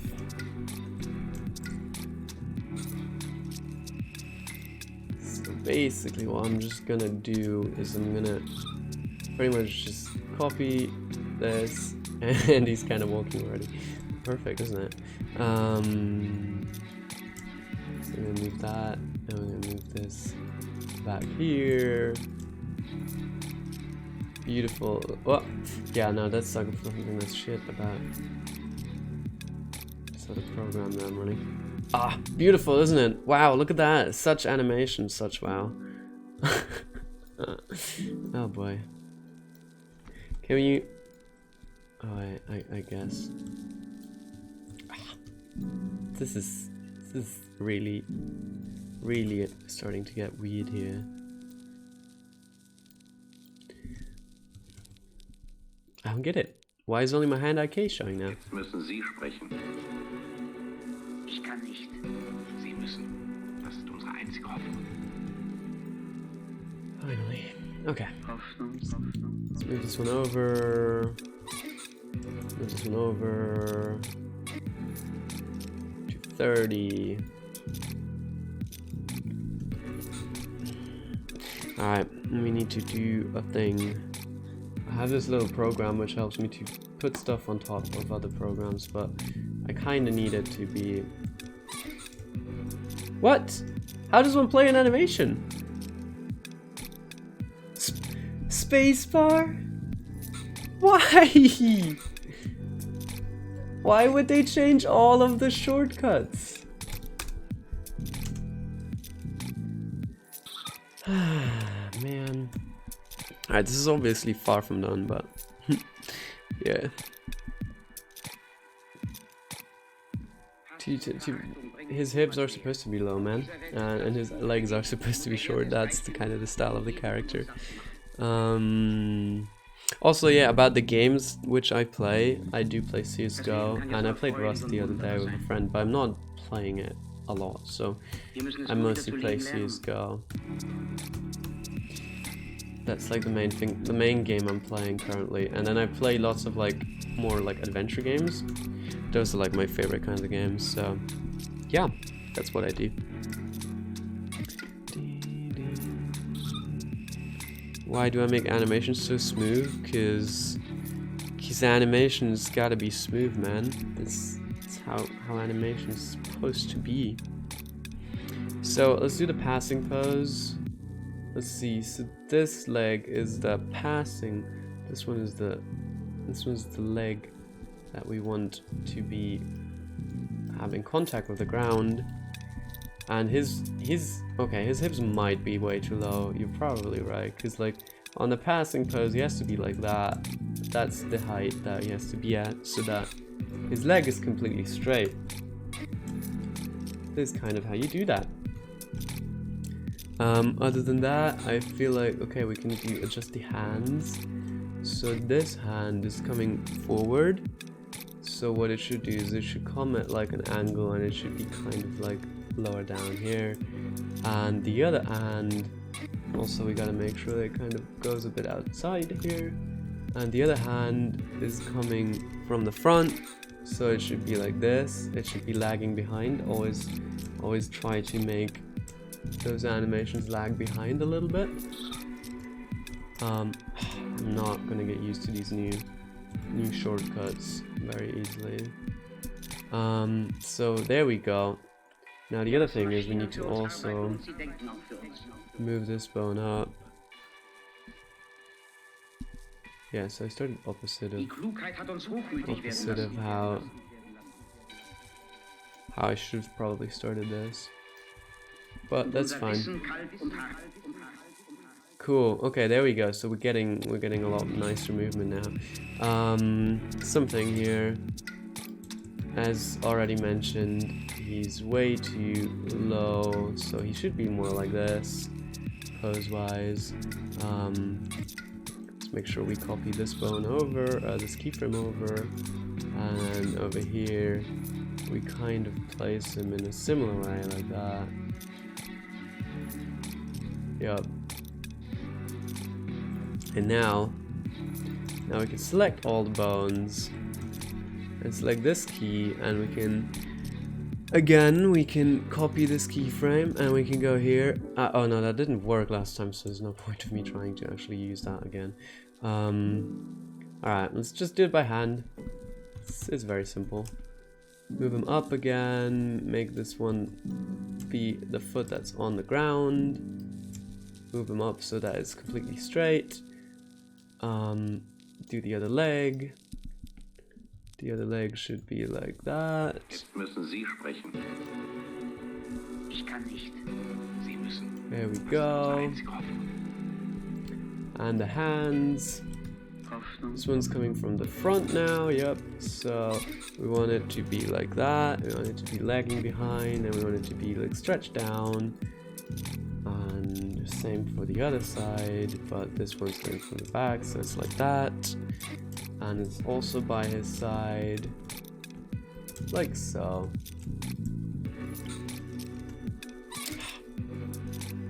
There we go. Are we getting somewhere with this now?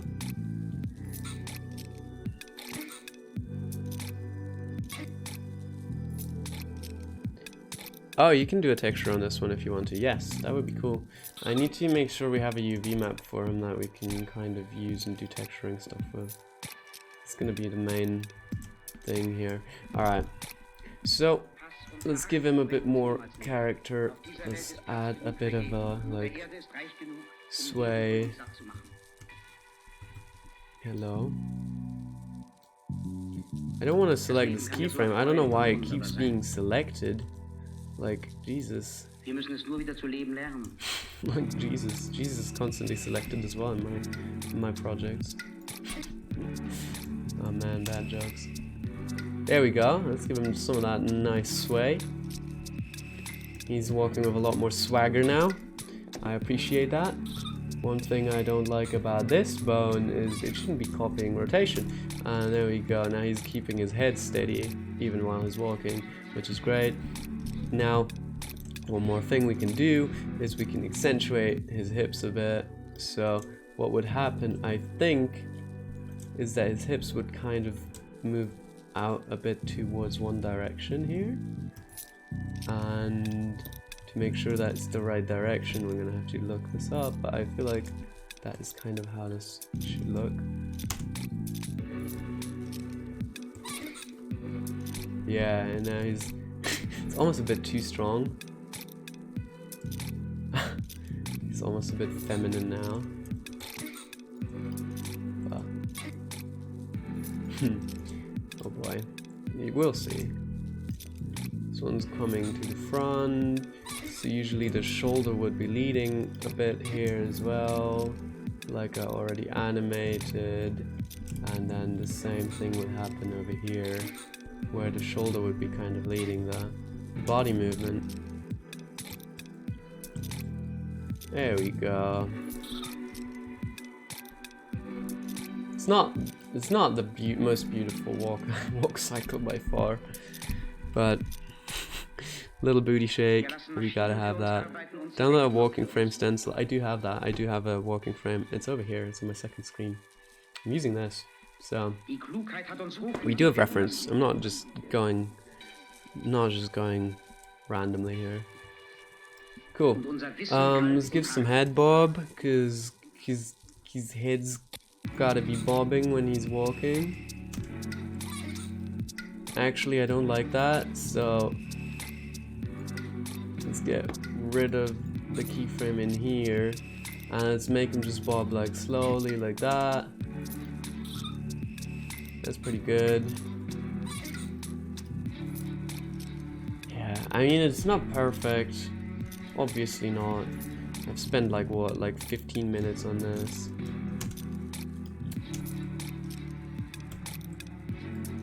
Control end.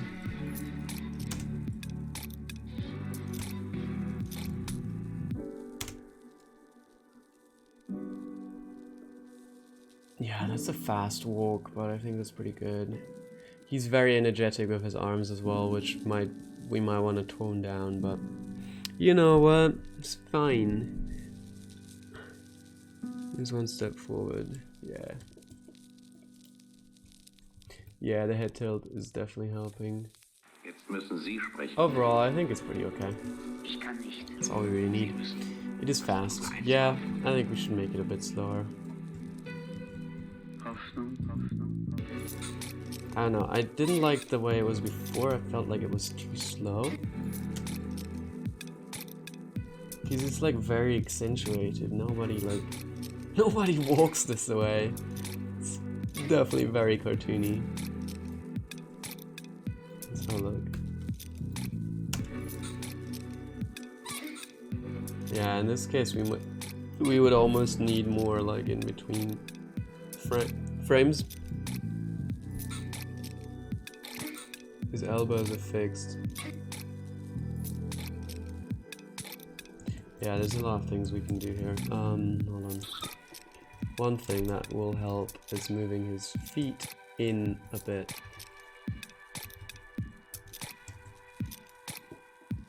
Whenever he doesn't makes a step.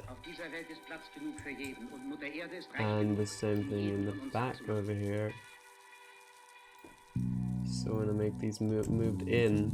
Das Leben kann ja so erfreulich und wunderbar sein. Yeah. Wir müssen es nur wieder zu leben lernen. That's a lot nicer already.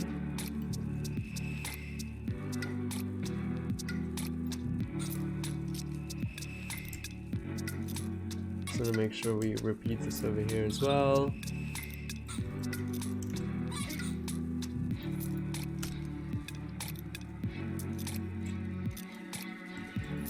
His timing isn't good. Like something is off with the timing.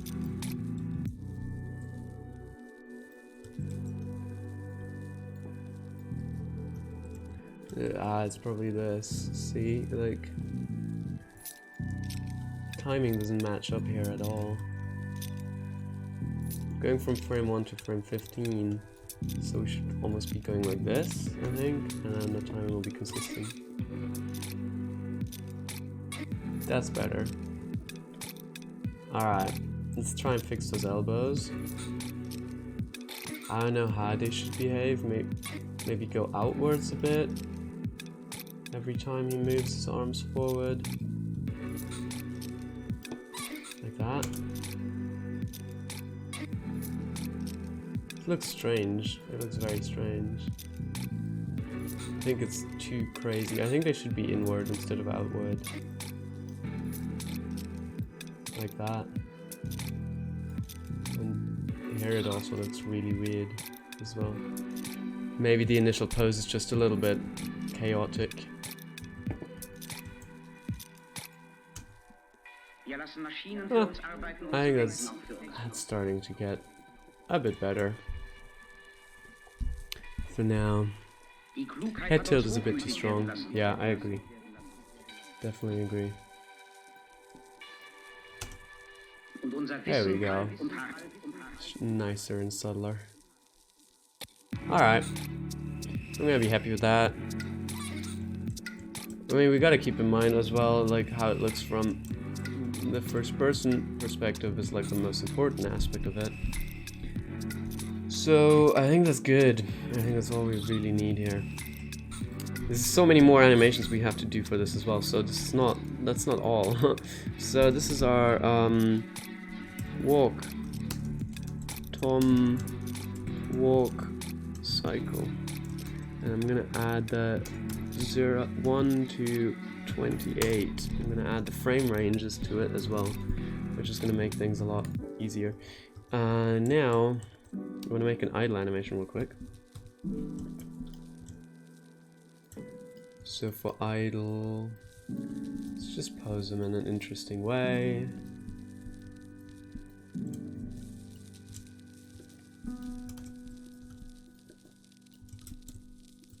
One foot forward a bit. Jetzt müssen Sie sprechen. That. Ich kann nicht. Sie müssen. Das ist unsere einzige Hoffnung. Hoffnung, Hoffnung, Hoffnung. There we go. That's just kind of nice, you know. Just trying to make things nice. There we go. That's good. That's good. I like it.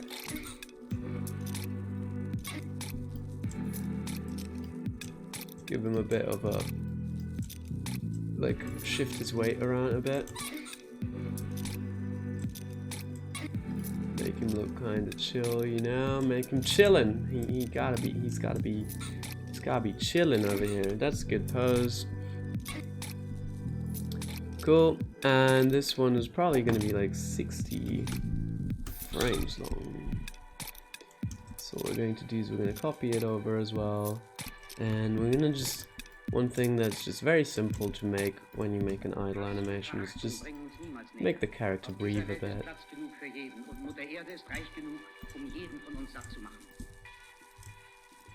And maybe move his arms a bit. And one thing that can be cool is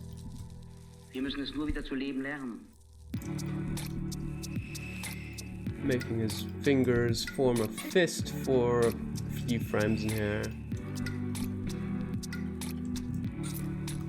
Kind of like that. Just give him a bit of character, you know? Actually, these should be facing outwards more. There you go. Huh. Okay, I don't. The hands is not. That's not gonna work.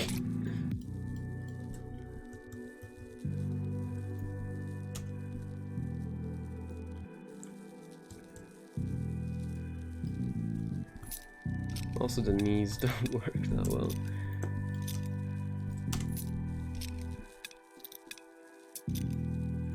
There we go. I think that's all we really kind of need for it. Maybe some movement in the shoulders. Show how much he's chilling. Have him like move these shoulders around a bit. One thing I want to do is I want to make his head track to like objects in the scene and stuff, so it's gonna be interesting to do. When you're adding the dab animation, that's a good question. We should make a dab. Or like the Naruto pose or something. We'll see.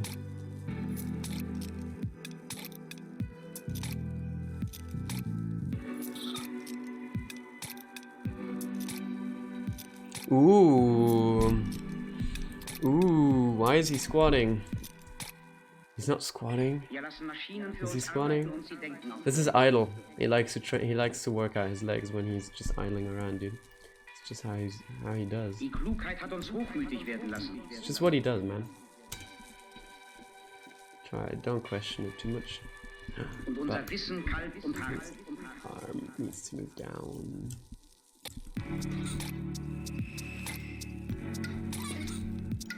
And what I want to do to give this a bit more variety is always nice. To move a bunch of keyframes around a bit and give them different timing. That always makes things look a lot more natural.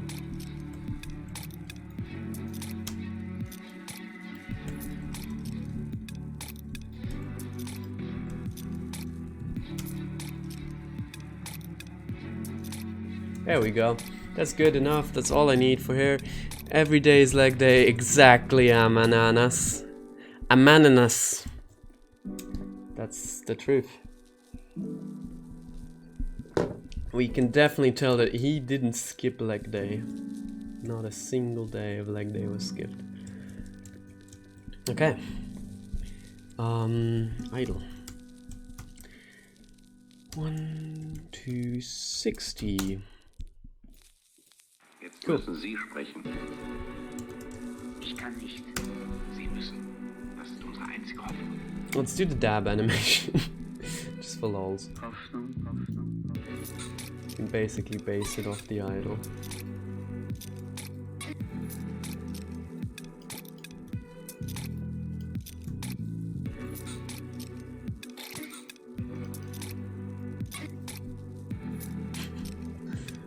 It's gonna be whenever he dies, he's gonna play this animation. How about that? By the way, I'm still taking suggestions for like ideas for this game. So if there's anything you want me to do, tell me in the comments. We got a dab now. Isn't that like the most beautiful dab we've ever seen? Except for that his hand is sticking through the face. Hass und Verachtung bringen uns niemals näher. Auf dieser Welt ist Platz genug für jeden und Mutter Erde ist reich genug. Look at this. Look at how detailed we're going with this. Das Leben There kann we ja so go. erfreulich und wunderbar sein. Amazing. Wir müssen es nur wieder zu leben lernen. There we are. Dab completed. You can check it out in here as well.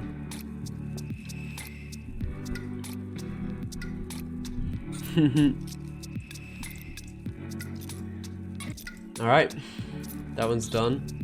We will call this the Tom Dab.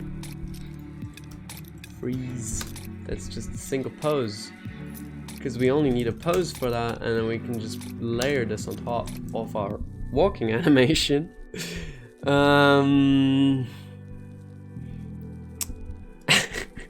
Yeah, it's an elbow cuff, exactly. Why did I make him dance and make him do some workout in his idle animation? Because that's very it's very tough to make a dance animation. There's a lot of timing and keyframes involved with that, so it's very hard to do. I don't know how to do it, and I also don't have time to do it, so I'm not going to do it. I'm just not going to. That's just how it is. It upsets a massive destructive beam. You can't aim, but you have to line yourself up sideways. Oh, you think like the the beam comes out this way or the other direction? I think that's a great idea. I think we should have the dab shoot out a massive beam. What an awesome suggestion.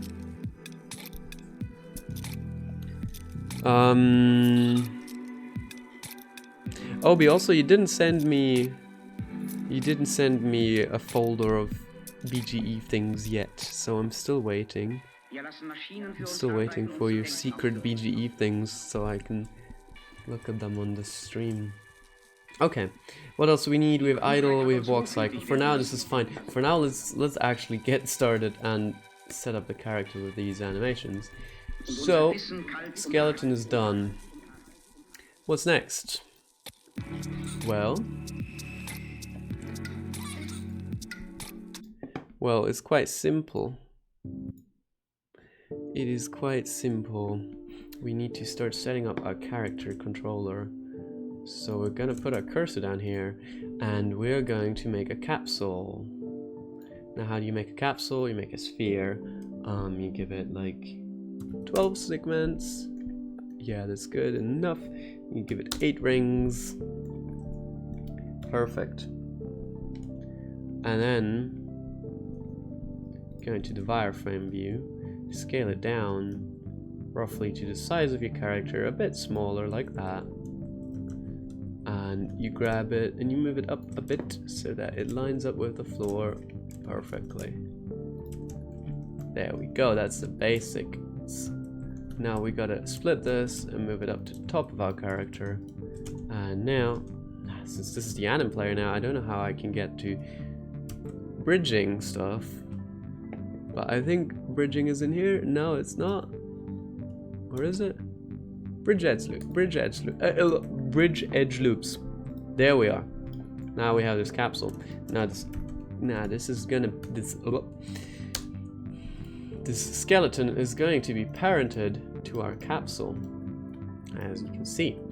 And also, I am going to set the origin to the center of mass of the capsule, so that we can rotate around the center of mass of our character. Now, in the viewport, what I want to do is I want to show this capsule as wireframe. I also want to make sure we don't automatically keyframe anymore, because that is going to be a problem. And that's basically that. If I save this now, we can now give this guy some physics and make this an actual character, because that's kind of how it's supposed to be, and this shouldn't have any physics. So it's also an actor, and we're going to we could use the capsule collision bounds, but since we made a capsule, I think using maybe the capsule one will work. I don't know, we're gonna have to try that. But if we press play now, it's not showing up, and that's great, because if it were, then it would look like this, and we don't want that. So we can just set up if it's showing up here or not, which is amazing. Cool. Now there's some things we need to do, and I'm going to make a new window over here, and it's going to be a duplicate of our current window, and we're going to make our game logic stuff. Don't make more copies, please. Nope. Nope. Nope. This is a really strange setup, but there we go. Figured it out, fixed it. Oh man. So many comments. Your dab sets of message instruction. Petition to not make the dab be a thing. Get standard UPBGE in the meantime. I still have the standard UPBGE.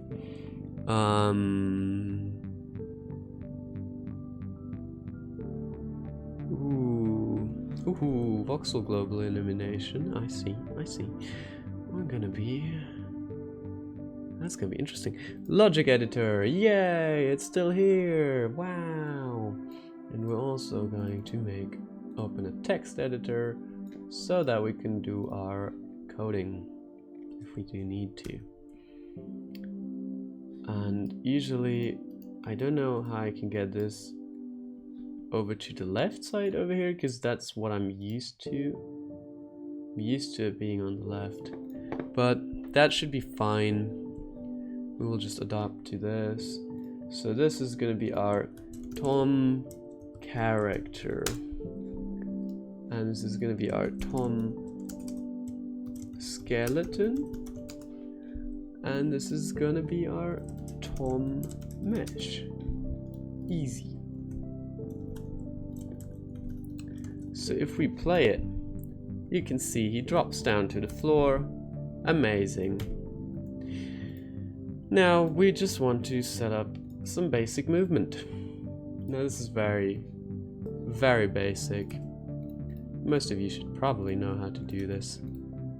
And I don't have enough animations currently to set this up properly, but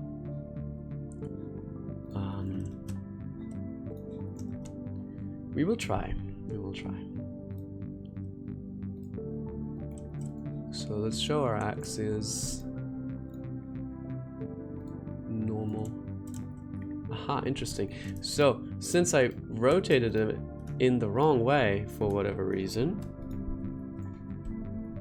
it seems like I actually rigged him the wrong way round, which is a bit hard to fix now, so all the values kind of gotta be inverted. It's not a huge issue. It's just something I should have maybe considered before. Maybe at some point we're gonna reverse him to make him look in the right way, the right direction, but for now it should be fine. And here we want to be playing the animations. So I want to be playing the idle and I want to playing the walk cycle. This one goes from 1 to 60. And I'm going to go play loop stop. Same with this one, loop stop, 1 to 30. This one's going to be on a layer on top. I'm going to have like 5 frames of blending. I think they should also actually be on the same layer. And yeah, and now we want to have an always sensor. I want to connect that up with a NAND. And I want to connect it to any of these. Then I want to play the idle. And what I want to do, this is being pressed, and we want to play the walk. I think that's how you set it up so that it works properly, but we're gonna have to try. Well, I don't know about the priority, so we're gonna have to just experiment with that. Cool.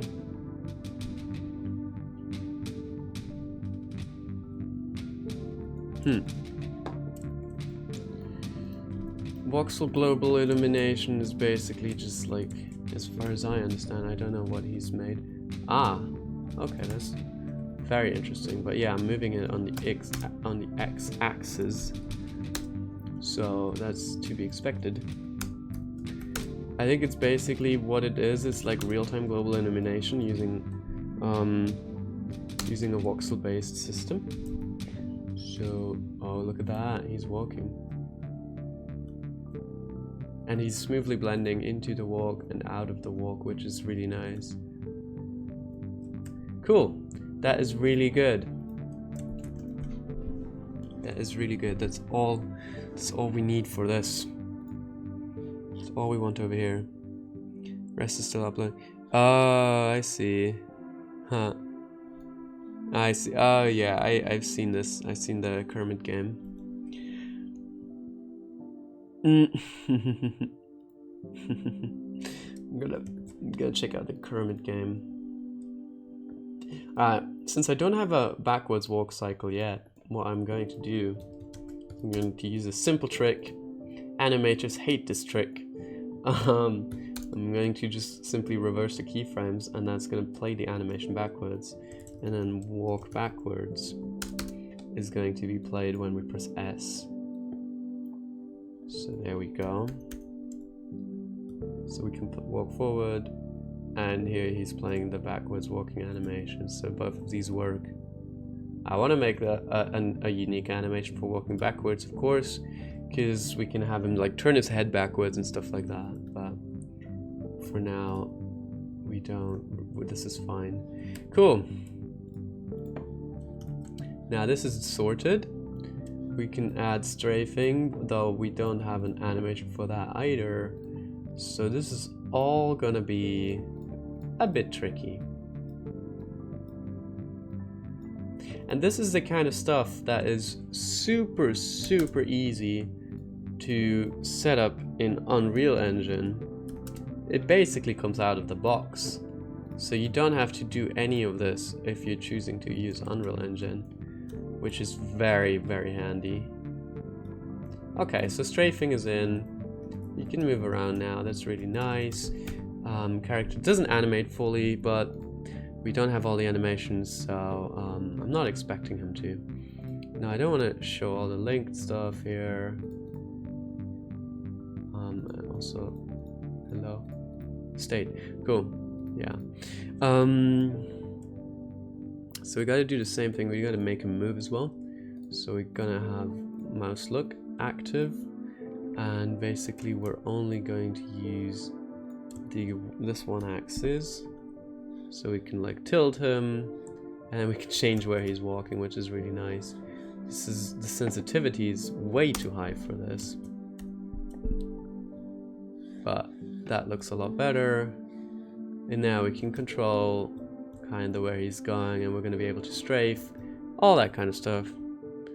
Don't you have my third person blend? I do, I think. Yeah, I do.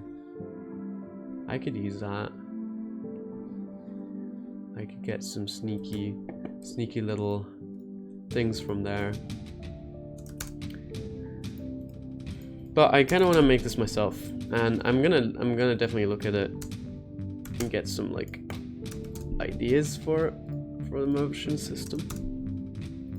But yeah, we're gonna do that later.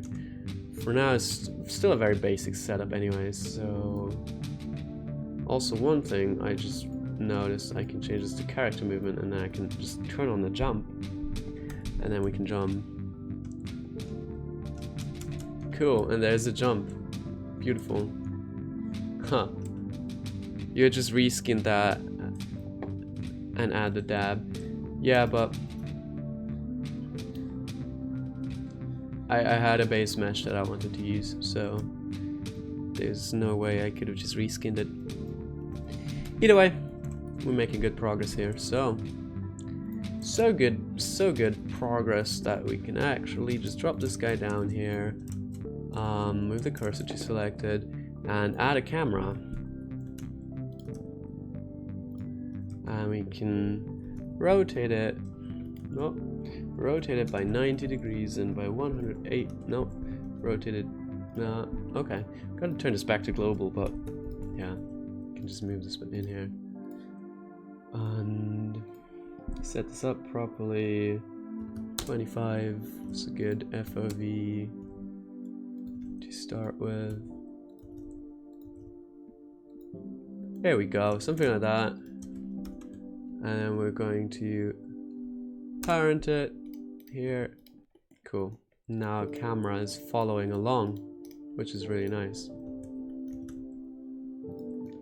But actually, I forgot to do one thing. I forgot to add a cube in here, which will be no collision, and it will also be a wireframe shaded cube, and this one is going to act as an in-between entity between the character and our camera, because then we can have a lot more control, and I can basically rotate the camera around a different origin point, which would be this one. So that's what I want to do.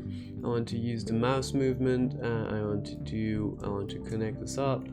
So basically what I want to do is I want to use the mouse, select this, and I want to use the look function and make this look up and down. So what this will do is allow us to look up and down and left and right. It's a pretty good start. Now this has got to be the opposite way, and sensitivity has got to be a bit lower. There we go.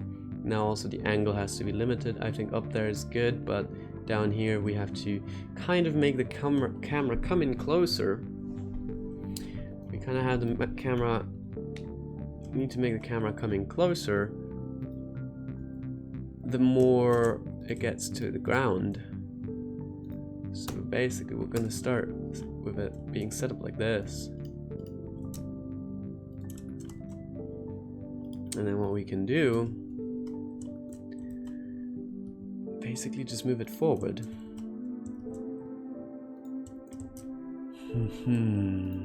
So this is something I've never done before. But hopefully this should work. So we're going to just parent this to our camera. And this is going to be our little collision detector.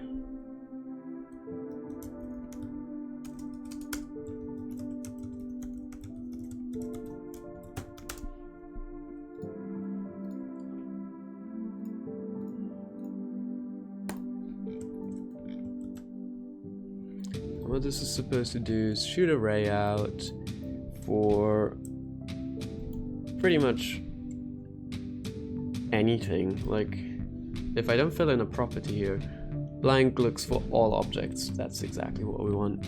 We want to shoot out in plus y-axis exactly, and the range should be 0.1 or something like that.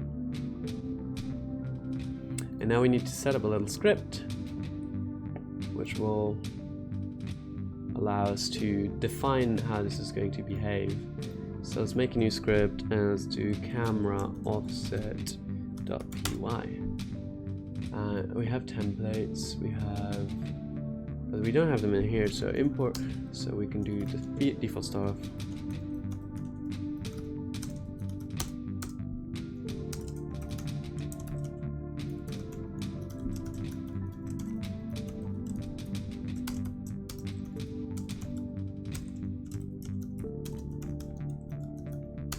This is pretty default. So if you've ever worked with Python before, it should be very similar and easy for you guys to use. So array equals count.actuators array. Basically getting the array that is connected to this actuator, and we're looking for that. This one should trigger every frame as well. So what we want to do is instead we want to set this up with an always and then have the array. So if array.positive position equals array.hit position, I think like that is how it works. I have to maybe Google that again and see if that's how it worked. But if it was, then that's good. And then we wanna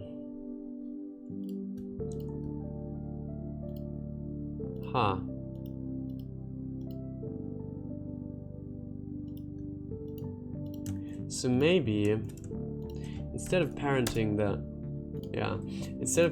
this to the camera, I'm gonna do it the other way around. I'm gonna parent the camera to this guy, and then we want to parent this guy to that guy. That gives us basically the same thing, but this guy can now move and moves our camera. So own.world position equals fuzz, and that should pretty much do it.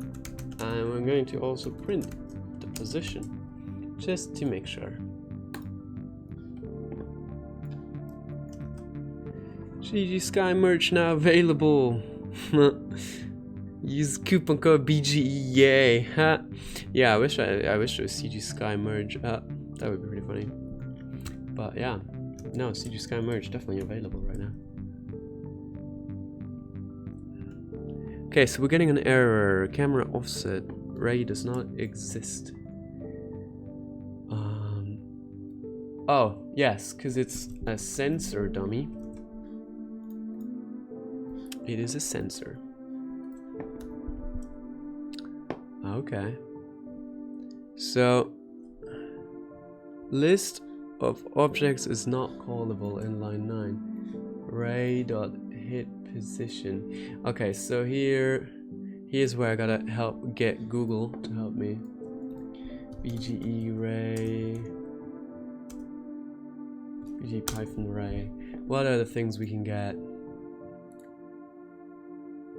Casting array, ray sensors.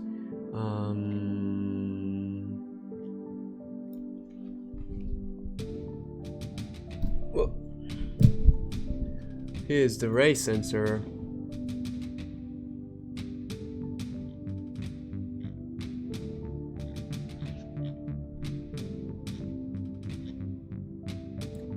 It was a really useful site like a while ago.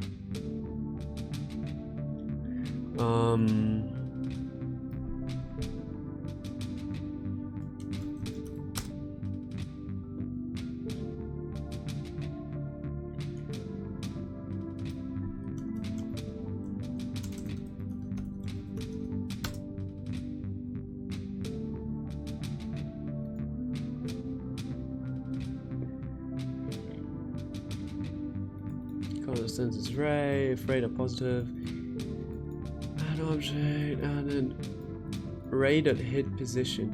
Oh, okay, so it's simple as that. There's these brackets just shouldn't be there. I don't know why I felt like they had to be there.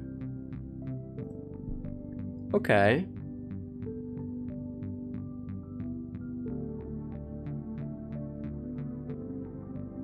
So you can see it's kind of working, but it's moving it backwards, and here's the deal. I think that's what's going wrong here, is we gotta go the other way. We wanna go closer. There we go. But now we're only going closer.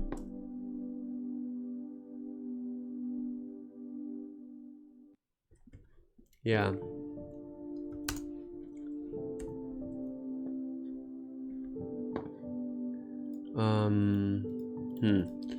Here's the thing. I wish I could like ignore certain things. Ah, right. We can mask collision groups, so we can do like all of them, but the player's one, we can just set the player up to be in that collision group, so that way it won't be looking for that particular one, and that way it will look for every other one except for the player.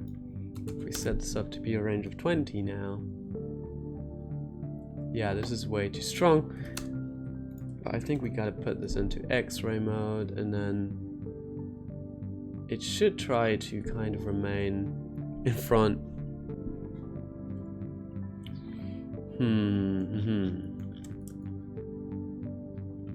So minus Y, we gotta go forward, but we also gotta go backwards. Hi there, Benedict. How was it going? How are you doing tonight? Hope you're having a good day. So I feel like the way to solve this would be to have a second ray going in the other direction. Probably. This is where it kind of gets like, where you kind of gotta start experimenting. And yeah, if ray 2 or ray 2 dot positive,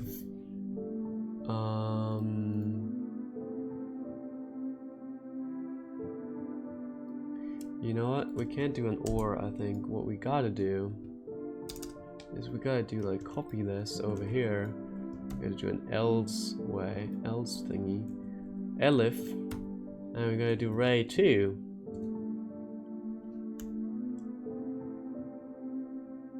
That's getting us closer, and now we're going back. Nice. Wow. I did it. It's not very consistent, but it works. But you can zoom like very far out, and you can also kind of see below the ground. So I think there's a few ways we can fix that. We can potentially move this one, the camera, over here, and that works. That kind of gets rid of a lot of these issues. So now there's still a few problems, but for now it works quite well, so I like this. And he's also moving very slow, and he's not like, it's not perfect. It's not getting all of these. It's not getting all of these properly. Yeah, and sometimes it just glitches out. Wow, now I'm far out. But there's something we can do here. We can get the distance to our character and stuff, and do that.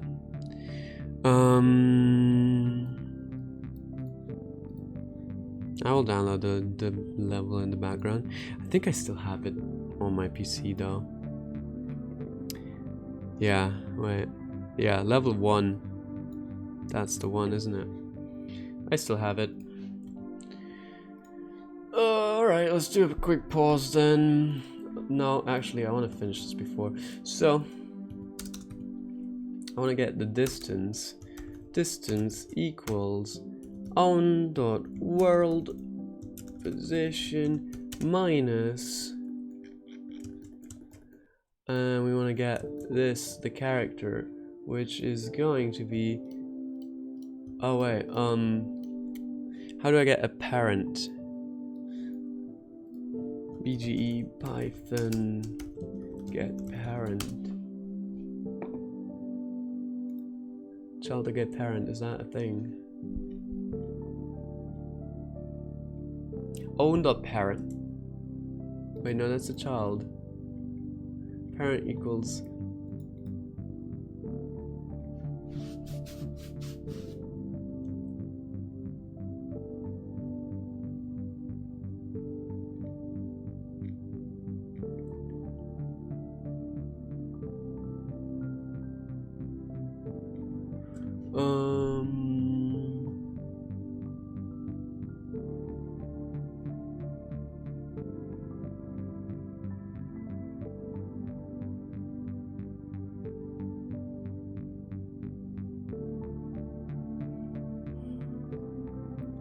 Parent equals child.parent.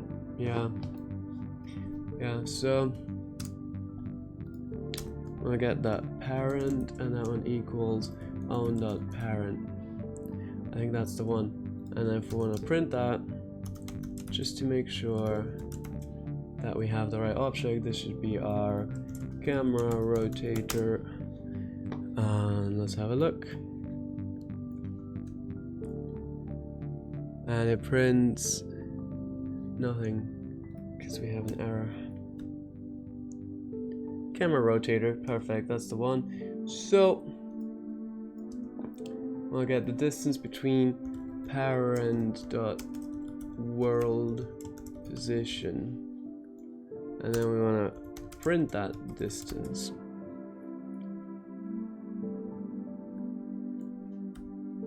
Oh, it's a file of multiple files. Okay, fine.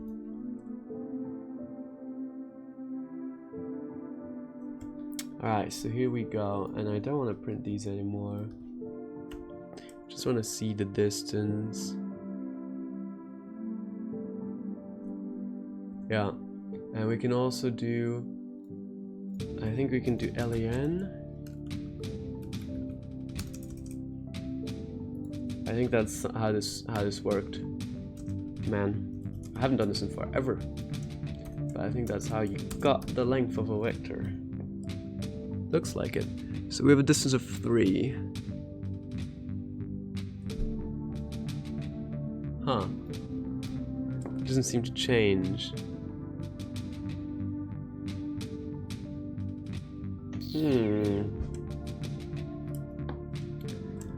Huh, interesting. That's weird. Okay. I'll figure this one out eventually. But let's take a short break. Let's look at that file then. If it's so different. Level. But this is just a level. This is not a zip file, man. Can you send me a zip file for Sky? Is this everything?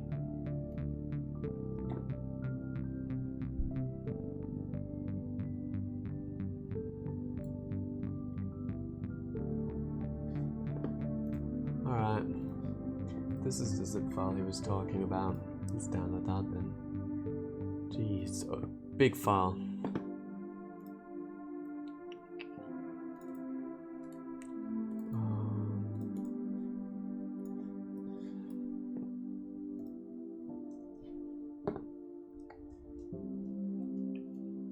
Quick break.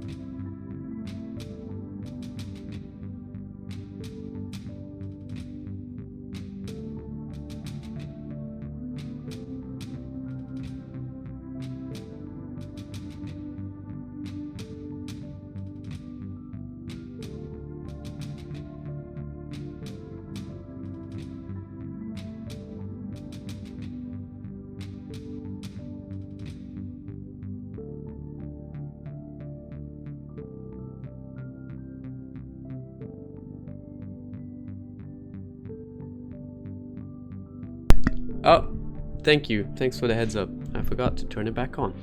Yes. So there we are. Changed some of the values. Feels better now. Should be a lot nicer. Cool. So that is that. That's all I want for that. Let's add some more small things. Like one thing that I really like is making it so that we can actually rotate the head. It's always good to have that. And we can even use this for a ragdoll later on, which is great. So it's gonna be our head control, and this one's going to be wireframe. And for now, this one also won't have any collision. Maybe later when we do ragdolling we can give this guy collision. But what we basically have to do here is we have to set this to copy the rotation and later maybe the transform of this head thingy. And then we want to rotate it by -90, and we want to rotate it by rotate it by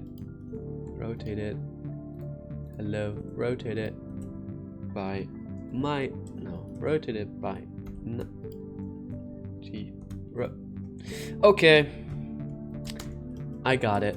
Finally, I'm gonna rotate it like that. Cool.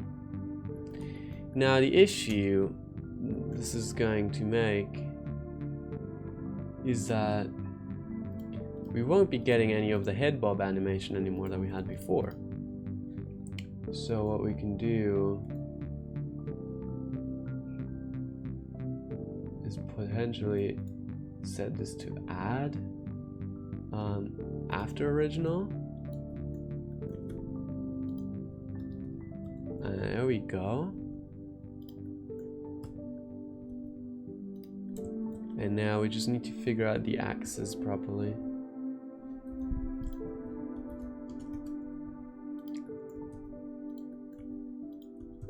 Huh, because some of the stuff is now a little wonky.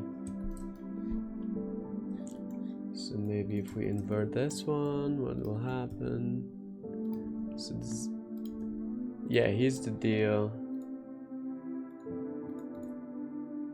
Offset. Wow, this works. But will this maintain our animation?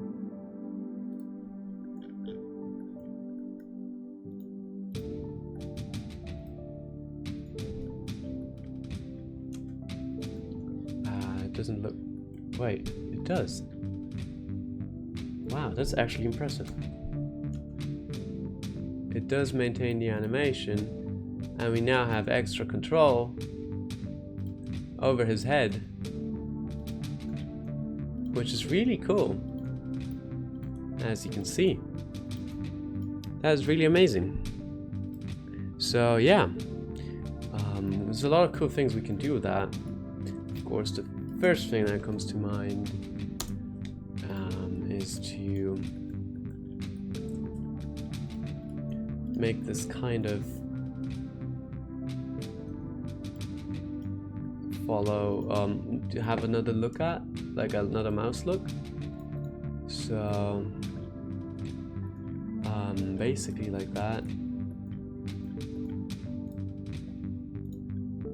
And when we set this up and we connect it with this mouse, we should be getting something really interesting here.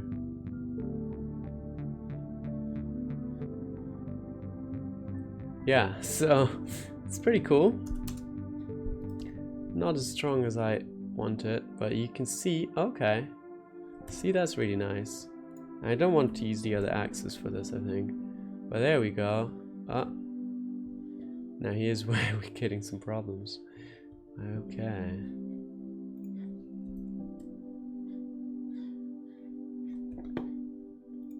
Okay.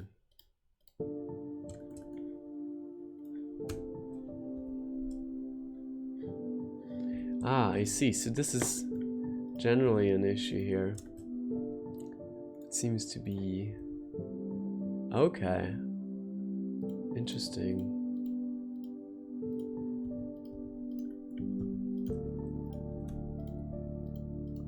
So as soon as we get like extra rotation, there's some problems here.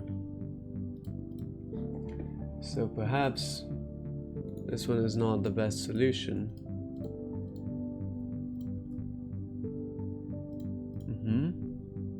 This one seems to work fine.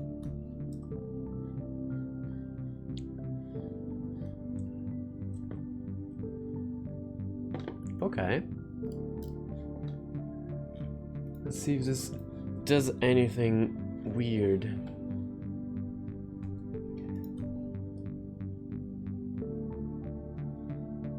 No, so this shouldn't be doing anything right now, but it seems to kind of exaggerate the rotation a lot. So that is kind of, that's not exactly what we want. And I think that's also because we're doing world space here. So I think if we tweak this, so if we go local space, there we go. That's fixed. Now he will look up and down with our camera, which is really nice. But he won't look to the side. And maybe what we can do, maybe we can make him look to the side just a little bit. But like have a very large min-max, like minus 20 and 20 over here or something. There we go. So now he kind of looks where we're turning before we're turning to that, and that's actually really nice. I actually really like the way this looks. That's cool. Sweet.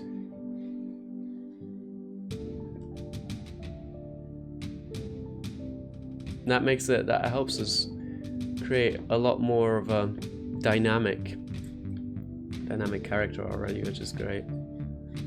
Cool. And here's how far we can go out with the camera, which is kind of down. But the distance doesn't seem to work.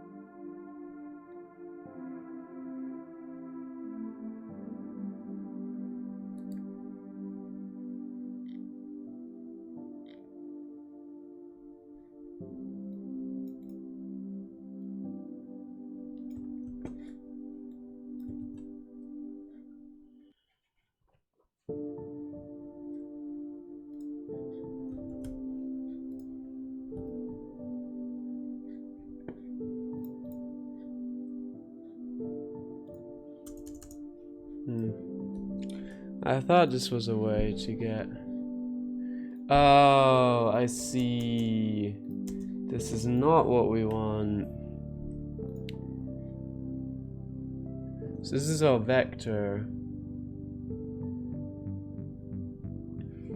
And we want to get the vector length. So what we gotta do is we gotta grab the math utils.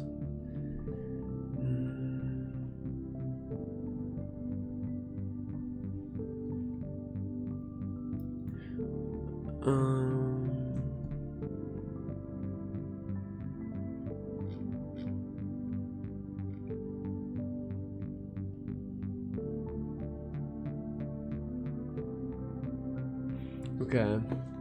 Distance equals vector. And then this. That's our vector. And then we want to get vector length. So how do we do that? Vector dot length maybe. Dist dot length. The magnitude of the vector. This is a synonym for length. So what we're gonna print is this. I'm gonna print that. I wanna see what it gives us.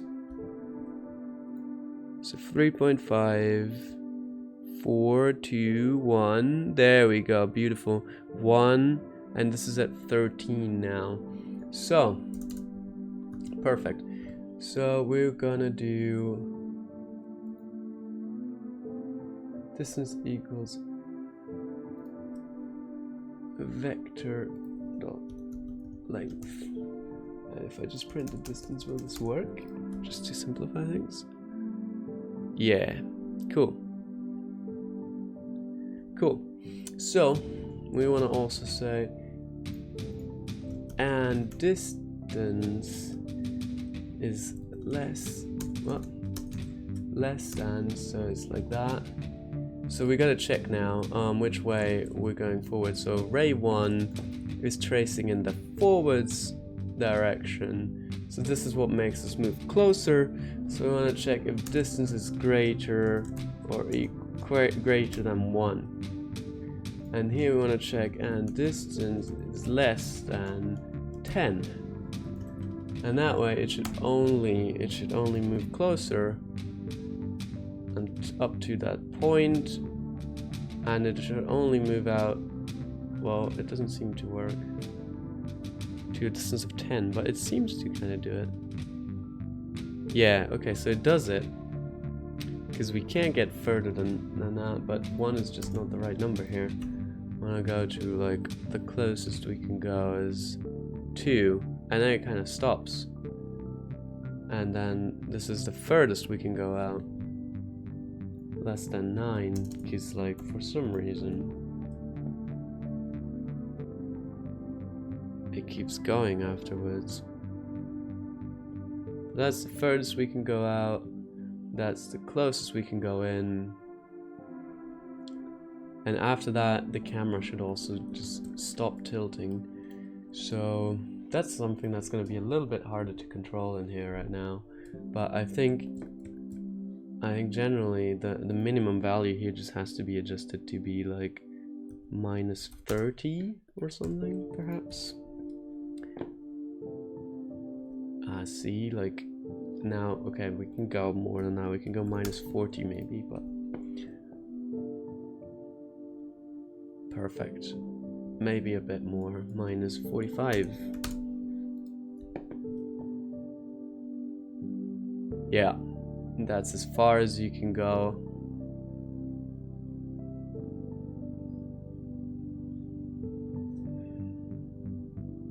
And the same thing goes for this guy as well, minus 45.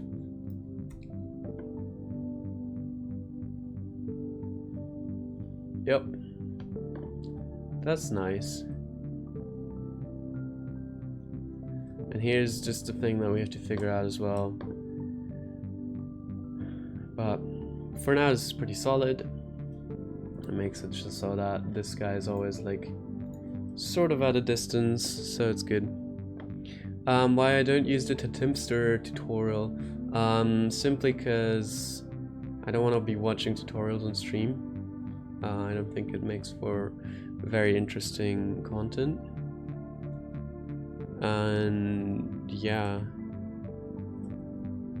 I want to kind of try out things my own, because I know how most of these things should be working, I think. Distance is less than 9. So here's the interesting stuff. Maybe we turn this to 7, because for some reason it still seems to be going way far. So this is way better. Thanks, Leona. I'm glad you like where this is going, how the progress is coming along. Alright. So, there's just a lot more animations that need to be made now, I think. That's like the main thing. I want to make it so the player can scroll to like zoom in manually. That's gonna be nice as well. So that's something we can do right now actually as well. So what we're going to do is we're going to get the mouse wheel up, and we're going to get the mouse wheel down, wheel up, and I'm going to get wheel down, and we're going to have two controllers here, up.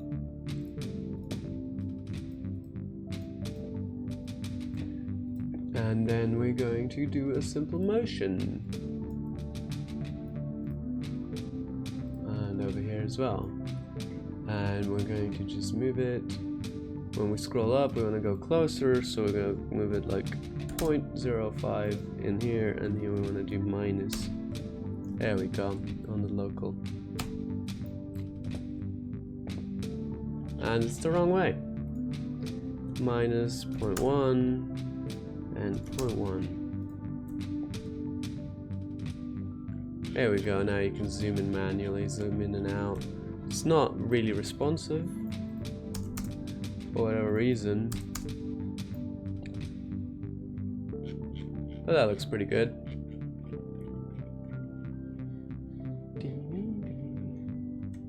Oh yeah, we should make a test level, totally. That's a good idea. We should make like some platforming level and stuff over here. That's a really good idea. Let's do that. Let's make a little level where you can jump around.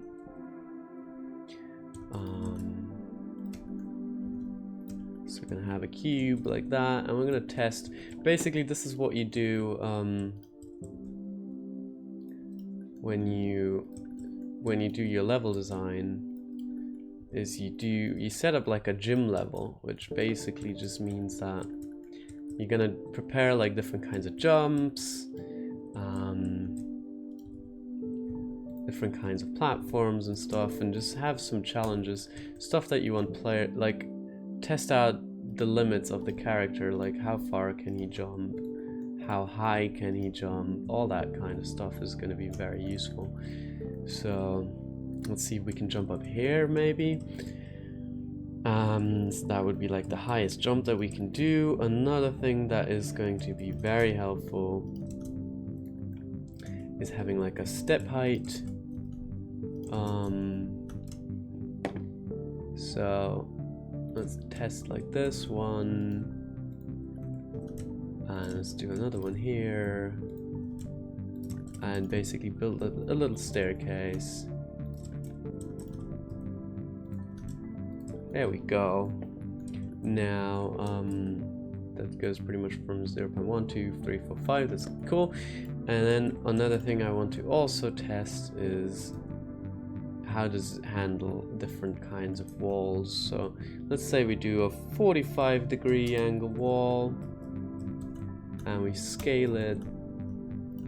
We scale it here so we have a bit more wall to work with. And let's test out the same thing with like a 30-degree wall, and the same thing also with a 25-degree wall. I don't know I would have something like that, but I think generally I think this should be walkable. And then we can have one more here where it's like, I don't know, what should we do? Add another 30? No. Add another 20 degrees.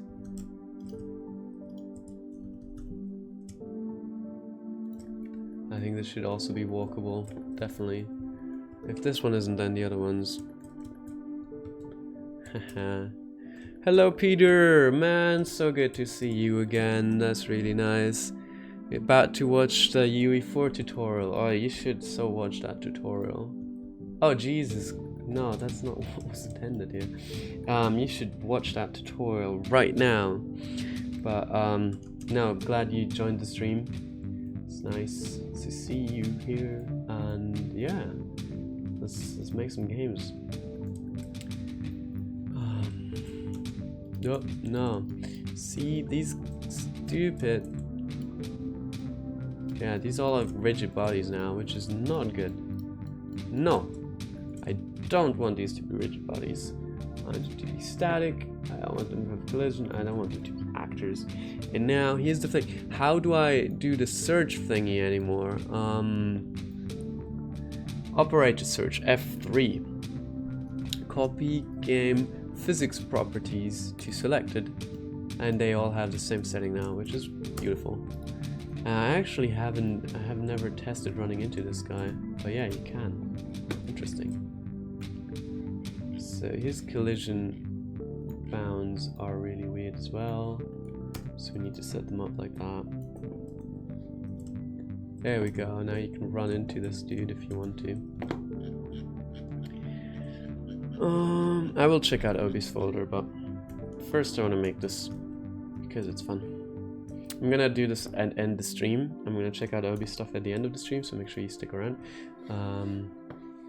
Also, I'm not gonna continue with this. Like, I'm not gonna stay a lot longer here. So, yeah. So what we can see with the capsule, because we have a capsule, you're gonna slide off if you reach an edge. That's quite nice. Hello, CG tutorial. Nice to see you. I haven't seen you here before. Okay, so we can also see that we can't reach a 2-meter block, so we can't jump on a 2-meter block. A 1-meter block is quite comfortable to jump on for us. That's nice. So that one also works quite well. Now let's check out the steps. So we can easily walk over this height. We can't walk over this height already, so that tells us that steps have to be like this height for us to smoothly kind of walk over them, which is really nice. That's quite smooth. One thing I will do, or you would do in this case, is you would also make it so that there's actually like a smoother collision mesh here that you're gonna walk over, so just to smooth out the little bop we're getting at the moment. But yeah, oh, there's more people in here. Wow, actually 15 viewers right now. That's really cool. Shout out to everyone who's watching right now. It's really nice. You want me to tell you more about UPBGE? You want to make Blender game too? You make a Blender game too. That's cool. Yeah, so what can I say? Basically this is the new UPBGE. It works with Eevee, which is really nice. And I'm trying to use it to just make a very simple sort of game with it right now. And so far, it's doing quite good. Oh, you're not in the main channel. Alright, what's your main channel? Let's see. That's cute. Ooh, that's cool. Alright, so let's see what our max jump height actually is. Because I am curious how high our character is able to jump. So that seems to be fine. That's an easy jump. Also, one thing I should test. How far is our comfortable jump distance? So 1 block is easily done. 2 blocks is easily done with a walking jump. He's also doing like a bunny hop automatically, which is kind of nice. In what engine is Hellfist made? Hellfist was made in Unreal Engine. Oh, and then with a sprint jump we can go way further. So we can make this far.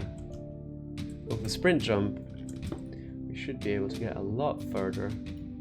So we can get over here, I think. Yeah, easily. So that's really nice to know. So this is our basic, this is gonna be our metrics. Let's see if we can even make it one more. Like, maybe we can. Who knows? Oh, yeah. So there seems to be even, I think, even when I slide off, I can still make the jump, which is really nice. Like, that's something that platformer games. So if I slide off here, I can still make a jump. That's really good, because that's what platformer games do, so that you can have a bit more of a better jump window. So one thing I want to adjust, I don't know if I can, but as you can probably tell right now, the character is sliding off slopes like this. Can you port BGE into UPBGE? I think so. That should be very easy actually, because like the only thing they did is improve UPBGE stuff, improve stuff in the UPBGE, but usually I had no problem getting my BGE games into UPBGE.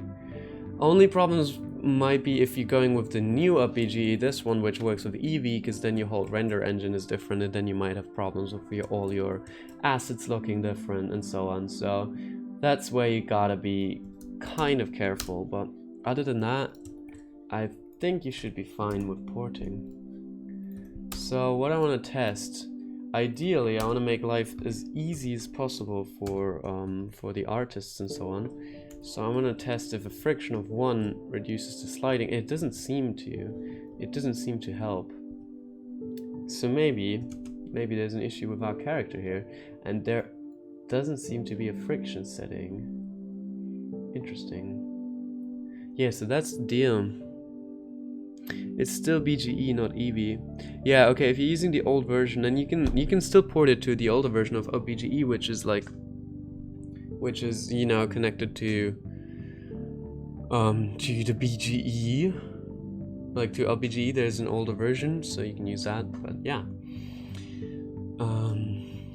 Make a collision sensor for your ground material and join it along with the moving forwards as a key step. If the player's not on the ground, the player's walk animation will not start. Yeah, that's something I'll deal with later. I can definitely tell when he's in air and then play a proper animation in air. That's something we're going to do later. Animations need a lot of polish, obviously. But right now, I want to make sure that the character movement feels good, because that's very important. And unless we figure that out, unless we figure out how to give this guy friction, it's gonna be a bit tricky. But it doesn't seem like the character has a friction option here, so we might have to find another way to deal with this. If we turn the friction up to 5 over here, I don't think that this will help, because the character will always slide off the same way. And I think that mainly has to do with the way this character works. So if I instead, yeah, as you can see, if I turn it into a dynamic, then you can see I'm not sliding off anymore.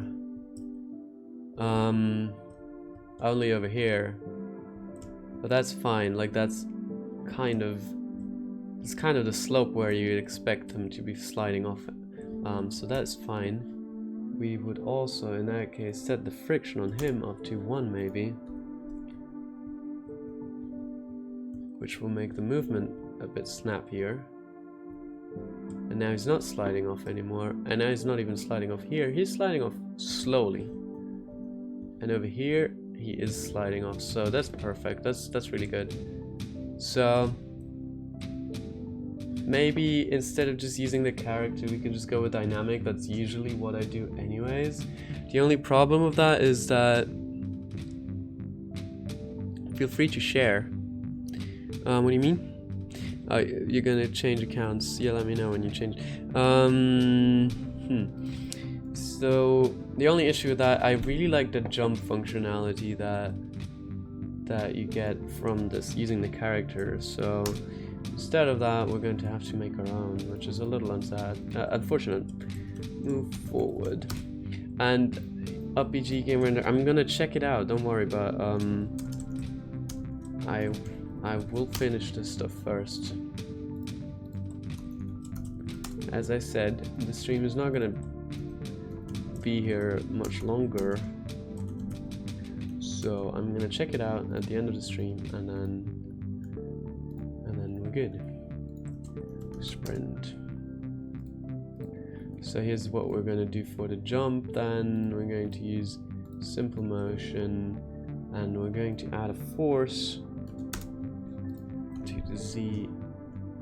And that's how you do a jump, kind of.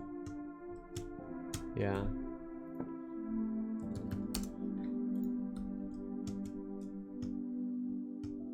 Now the problem with that is that it's hard to get this one right because the fall speed cannot be determined here. So you can see that if I jump, he's like staying in the air much longer, which is kind of, it looks bad. It doesn't look good. So maybe what we can do, maybe we can additionally to the force, we can add some linear velocity to help speed up things. I have never tried this before, but it seems to help. And then maybe if we change these values now,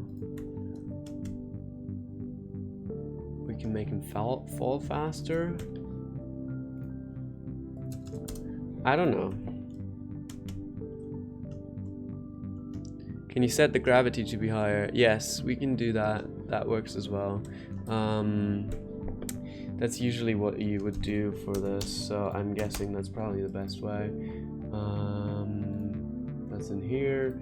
So what we can do is just set it to 20 or something. That's all. That's what other games do as well, is they just have the gravity really high. And there we go. It falls a lot faster, so that's probably a good thing. There we go. That looks pretty good for a jump. I think that's fun. Cool. And we could still make the same height here. Can we also make the same distance? Easily make that 1 meter box jump. And this one seems to be like kind of the same. And with a sprint, yeah, we can make this jump as well. So this seems to be like the right values for what I had before. Cool. Okay, that's good. That's really nice. What's new on AV Engine? There is, well, the biggest thing is Eevee. You can just use the Eevee render engine and do all your stuff with it, which is fantastic. Helps out a ton because you can just pop in some lights and stuff and like glowy objects and so on, and it looks great. So you just make stuff glow, and it has like bloom and so on. Just fantastic. I need to turn it on though for you guys to see that. So let's actually do a little bit of post-processing here, just because that's nice. I think in general they're doing quite a bit of like optimization and stuff as well. I hope, at least. That would be really cool. Let's bump up the ambient occlusion, just get it to where we can see it, and then set it up like that. So that's actually too far. I feel like this is a good value. Cool. And turn on bloom, and you can see there's like bloom now. Isn't that fantastic? Like, you can just make stuff look like this. Reflections as well, like no big deal. You can just do all this kind of stuff. It's just cool. Super interesting. Alright, so we're slowly sliding off here, which is not, it's fine, and then we have him perfectly standing on this ledge, which is really cool. Awesome. That's really nice. That's all we really want here, and everything else still works fine. Jumping. Hehehe. Yes, and that's the cheat. That's the cheat. Just graphics. How about performance? I need some kinds of benchmark for the graphics. Yeah, a benchmark would be good to have for this type of stuff, for sure. I don't know. I haven't tested the performance yet, but so far it seems to be working really well for me. So let's check. Let's do actual, like, let's turn off VSync. Let's turn off use frame rate, and let's see how much frame rate we can get here. So we can get 150 FPS right now. Rasterizer is using up quite a bit, and the dependency graph, which is interesting. I don't really know what these do particularly do, but also you can get the nice environment lighting, which just looks really cool. So yeah, alright. Oh yeah, now I can't jump properly anymore because the frame rate. So turn everything back on. But yeah, that's some of the cool things you can do with this here. What we can also do, if we turn on screen space reflections, as you can see, we're getting some reflections over here, which look really nice. And one thing that is nice to do here, if we have like a color ramp, for example, and we take this output and we throw that into the roughness, we can adjust the roughness of some of these.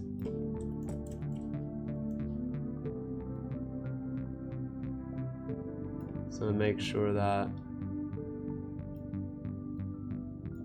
yeah, so now we can see like the black tiles are reflective and the white tiles are not reflective. This is really nice. Since it's all screen space, it'll work like really well. Glow is way too strong on this guy. But other than that, it's how you do stuff with this. There we go. Nice, we got a bit of glow.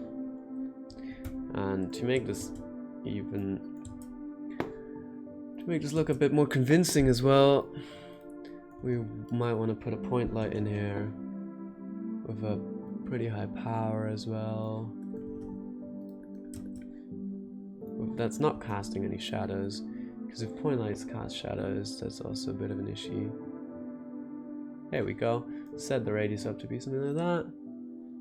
Turn up the power. There we go.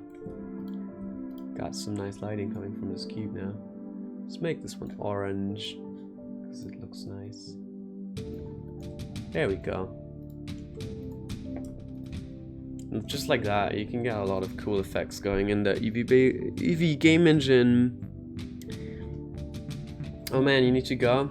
All right, let's have a look at the stuff that Obi sent. This is really cool.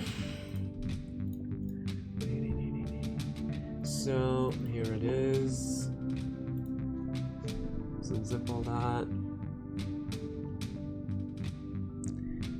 How about the performance? Yeah. Let's just check that. Let's go in here. So, alright, Obi just sent me this entire folder of stuff. I think he said open it in the old BGE version. So that should be this one, I think. Yeah, that's the old one.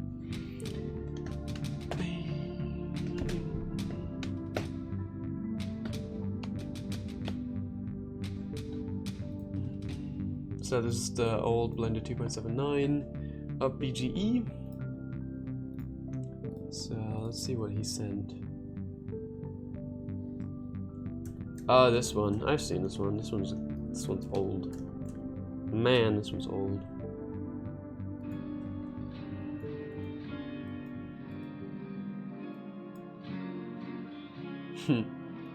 The water. Yes. It's pretty cool. Like the water physics is nice. It's really nice to see that. And the fish has some good physics as well. Ah, no. Amazing. Huh. We missed one, but we still got a point for it. Fun. Wow. Yeah, that's the game. That's the game here. Oh no, this thing has collision. Are you kidding me? 10 out of 10 Man, IGN. Obi, don't give your thing. This is nice. I like the water here. This is really good. Well done. I don't like fish. Wow. So, well, it falls in good. That one insulted If you. we're gonna continue these, I'm going to turn off the music in the background, so you can fully enjoy this music, which is fantastic, isn't it? Fantastic music for this game. Oh, look, he's actually jumping by himself. Look at that. Isn't that cool? It's actually really nice. And yeah. 10 out of 10 IGN. Beautiful. I don't like fish. Man, this is your classic Yes. Obi game. Perfect. Amazing. Alright, let's start. Wait, hold on before we go. Let's look at this water in a bit more depth. Well, how does this work? So I'm pretty sure Where am I? I'm pretty sure this is this plane is a soft body. This is not, but this plane is a soft body. Yeah, this is a soft body, and it's probably got a bunch of constraints. It does have all these rigid body constraints, and it constrains the stuff there, and then it has probably quite a bit of subdivisions. Exactly. So yeah, that's how that works. That's all you need to do for this. I don't think soft bodies work in the new UPBGE version, so something like that won't be possible, unfortunately. Alright, let's have a look. What is that? I haven't seen this one before, I don't think. Maybe I have. Alright, let's give it a go. Okay. This reminds me of something I made. Looks like something I would have made. Like the swaying grass, that's really well done. Looks actually quite convincing, not gonna lie. It's good, it's well done swaying grass here. But you can see that they're just copied all over. There's not enough variation here. But alright, we'll take it. Okay, so the fog planes are pretty good. Ooh.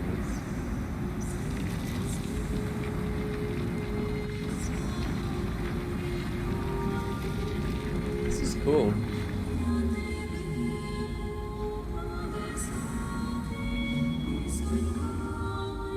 Hold on. One thing we're gonna do, we're gonna play this in the standalone viewer, because then we get full screen. Then we get the complete screen. There we go. Oh, but you can't see it now, can you? No, you can't. Why is my screen gone completely dark? It's back. Huh. Interesting.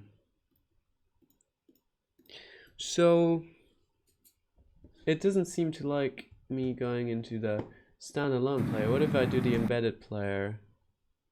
Huh. I don't know. This is the embedded player. Alright, we gotta play it like this. Unfortunately, we can't go completely full screen. But yeah. Nope. It didn't like me doing that. My OBS isn't set up properly for this, I guess. I see there's some ground fog going on as well. Would be cool if the grass was moving more in this wind as well. But this is already very nice. Okay. Let's keep moving here. Is there anything else?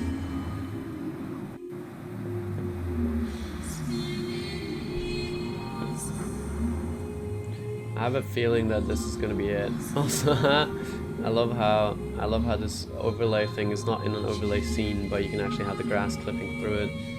That's beautiful. Yeah, I have a feeling that that's it. That you just spend a lot of time just making this sequence, but there's not anything else to it. Oh yeah, this is just it. Alright, cool. Was really impressive though, like the way it just pops up and all the particle stuff is really cool.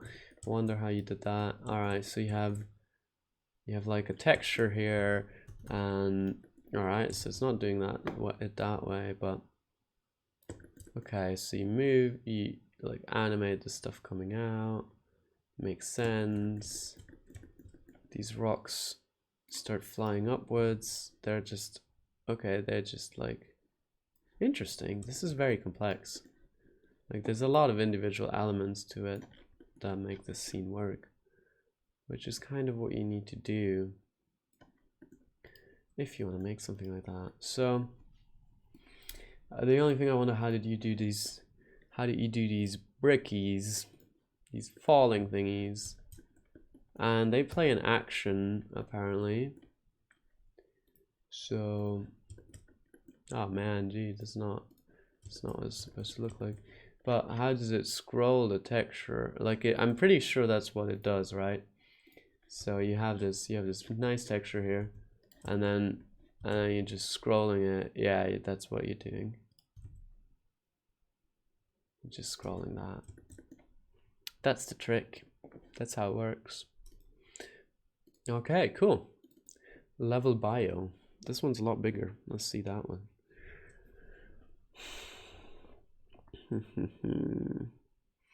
Man, that's a lot of stuff. It's a lot of stuff. I think after the long way home is over, we should definitely try and just make something cool in UPBGE. See how that turns out. Ooh. Okay, so I haven't seen this. This is new to me as well. Wow. Interesting. Let's see what that is. Loading times. Oh. Oh, it's just not playable. Okay. It's just a scene. Okay. Fair enough. Unfortunately, that's it. We have some... Are these assets all made by you? Did you make all these? Or is this like...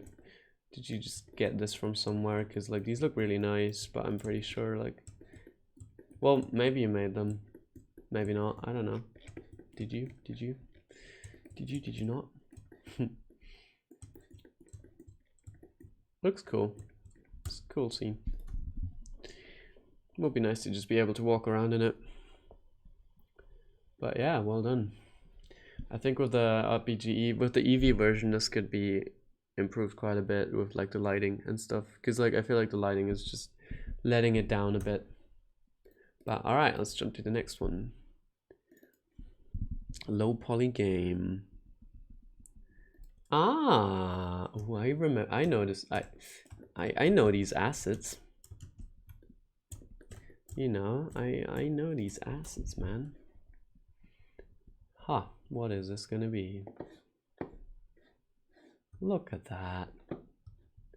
Beautiful. I like the first person movement. This one feels a lot better than the previous first person movement. Don't know what it is, but this one's good. This one feels way more responsive. Is this just like our asset showcase, an asset showcase pretty much for like our low poly stuff? It's actually really impressive that this runs at complete 60 FPS easily. Like, doesn't seem to have many problems. I mean, there seems to be a lot of polygons involved here, which is great. But I'm pretty sure this is just one of the files that was created when we wanted to make the long way home in the Blender game engine. Although I'm pretty sure these assets we started working on those later. What's going on back here? Some screen space effect going on here. Maybe it's got to do with the clouds. But that's cool. Oh, I like. Okay, there's some fog. It's really well done. All right. Nice. Very cool. Just a low poly landscape.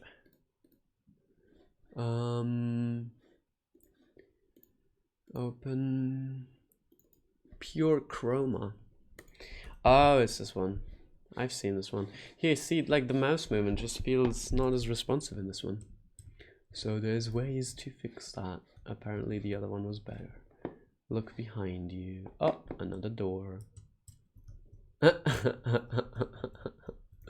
Oh my god, is it who I think it is? Is it him? I think that was it. I think that was the whole joke here. Yeah, there's nothing else to this. Alright, cool. Cool. Save the blend. Oh. We got some characters here. Yeah, we got some ragdolls and they're like moving and looking at me. Here the mouse movement, the movement feels better in this one again, so that one's nice. These guys are walking around. Yo, they don't do anything else. They're very heavy. This guy's patrolling. Interesting. Okay, so you just did some like AI experiments and stuff.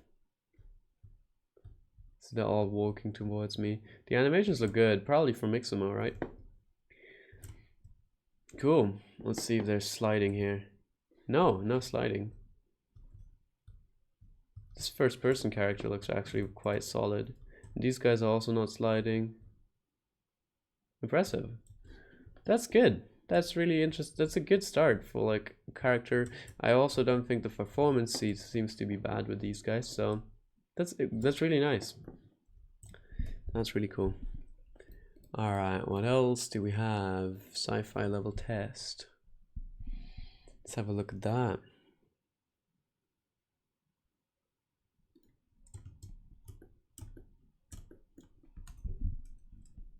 Is that a crosshair? What is that going on here? Why are we stepping so much?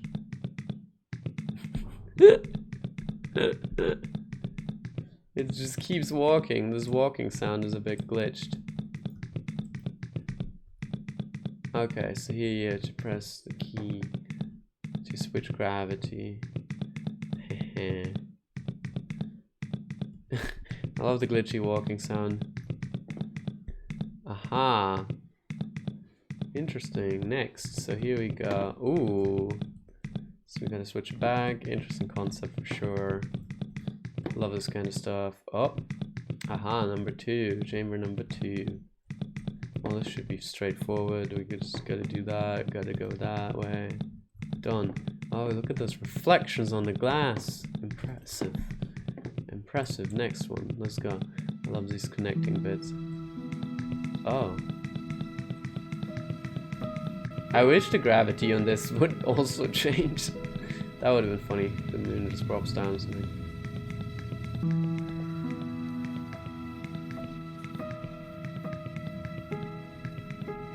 Also, this is cool. One thing though. Oh. It looks really nice. Hold on. But what doesn't work for me... Yo, you actually made a shader for that. That's really impressive. What doesn't work for me is the scale. Like, this has to be a ton larger. I know that probably breaks it now, but if you just walk by it, you know, then it's kind of strange. Imagine it's a game where you need to find the bathroom really fast. I think that could work really well for this kind of game, yeah. You can fly to the planet, by the way. How can you fly?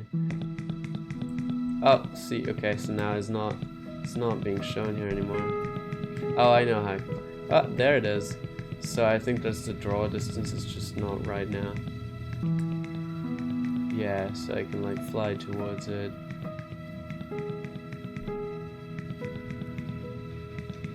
So let's try that. Why is it clipped out? Why is it clipped out?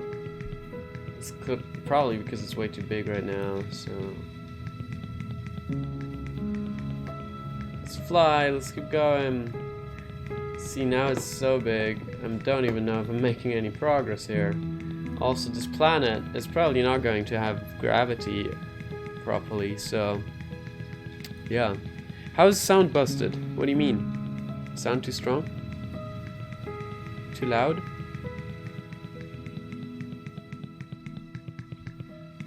Let's see if we can land on the moon over here.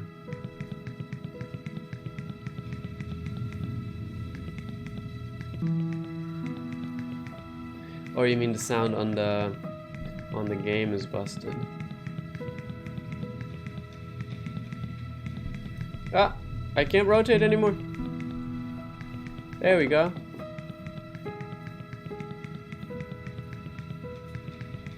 Alright, now I should be able to land. Oh. Yes! Look at that. We made it to the moon. Impressive. That's that. Hey, what kind of game is he making in live? What am I making in live? Well, I made this. So far. I made this. We made a very simple character. He has a few basic animations, but we need more animations. We need more stuff, but he can move around. Movement is pretty much working. He can like look where the camera is looking, and you can kind of get the camera close and stuff like that. Just small bits.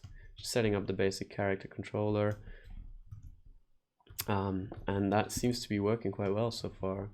So yeah, that's that. And right now we're checking out games from people that people have sent to me, and these are some of the submissions that Obi wanted me to look at.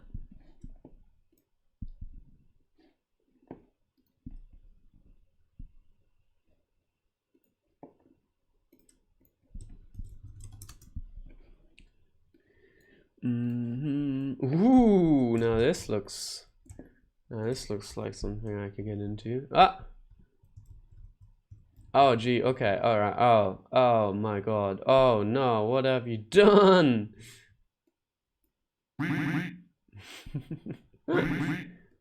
Love that. I love that. Did you make the reloading animation? And like the firing animation?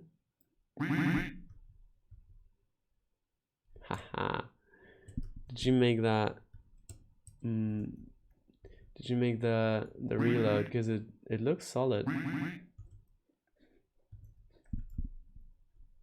Easy. This is way too easy for me. I'm a pro gamer at this. Man, I wish I had all my old BGE projects available to me right now, but none of them are really on my PC anymore, so that's unfortunate. But if I ever get home and like manage to retrieve them, then I will show them off as well. I really like the animations. Hold on, let's try and fix that, because I don't like looking at that. What is going wrong here? So, this moves. Oh, there's some slow parenting going on, but it's way too strong. Okay, this moves that.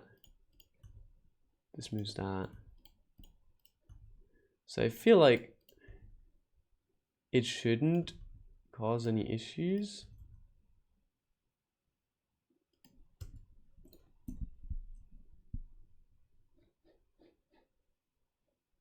But something seems to be wrong with the origins. Materials of PBR. They look kind of like they're faking PBR in a way, yeah. Or they are actually... I mean, the lighting isn't really using that, so it's not real PBR. But they look pretty decent.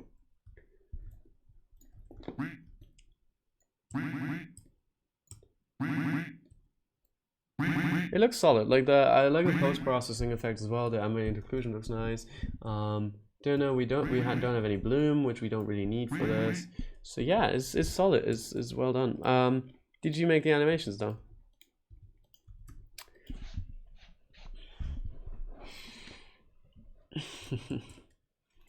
Alright, that's that one.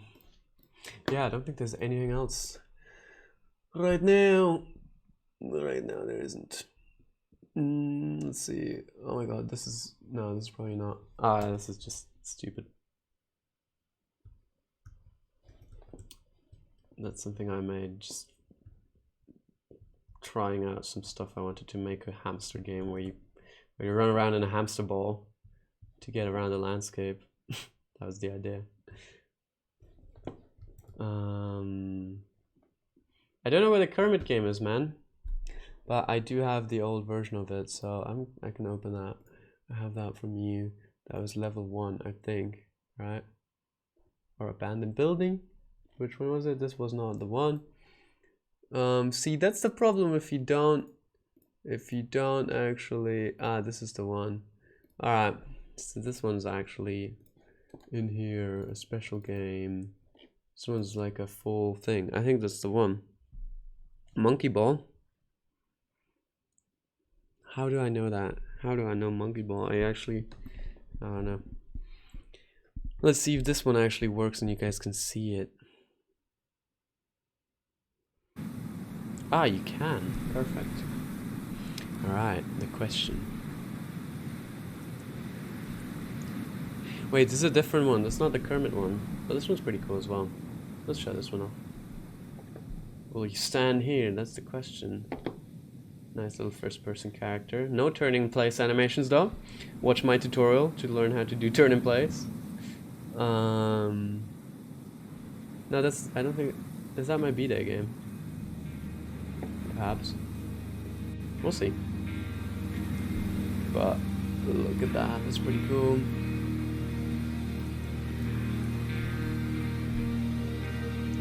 I'll stand in the center here.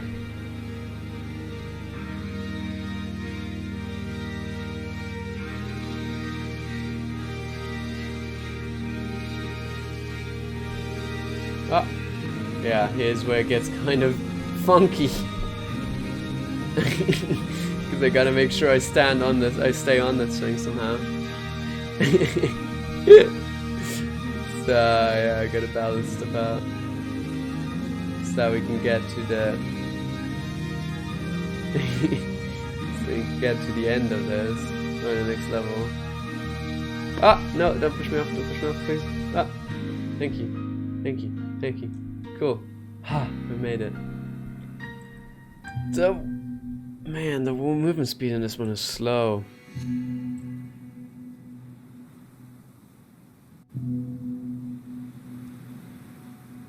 That's kind of like a best of. It's like a best of the stuff that you were able to make to that point, I think. So, it's pretty cool. I really like the music as well. It fits in so well with the atmosphere here. This is just really nice looking as well. So moody. Yeah, it is really epic. Look behind you.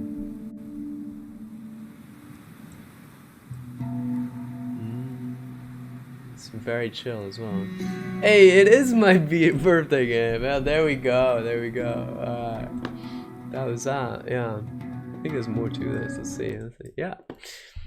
Oh yeah. Now the alembic fluid sim. Let's watch out for that. I think at some point. But yeah, this was really cool. Obi made me this as a birthday present, which was really nice. I still have to make one for him at some point. Gee.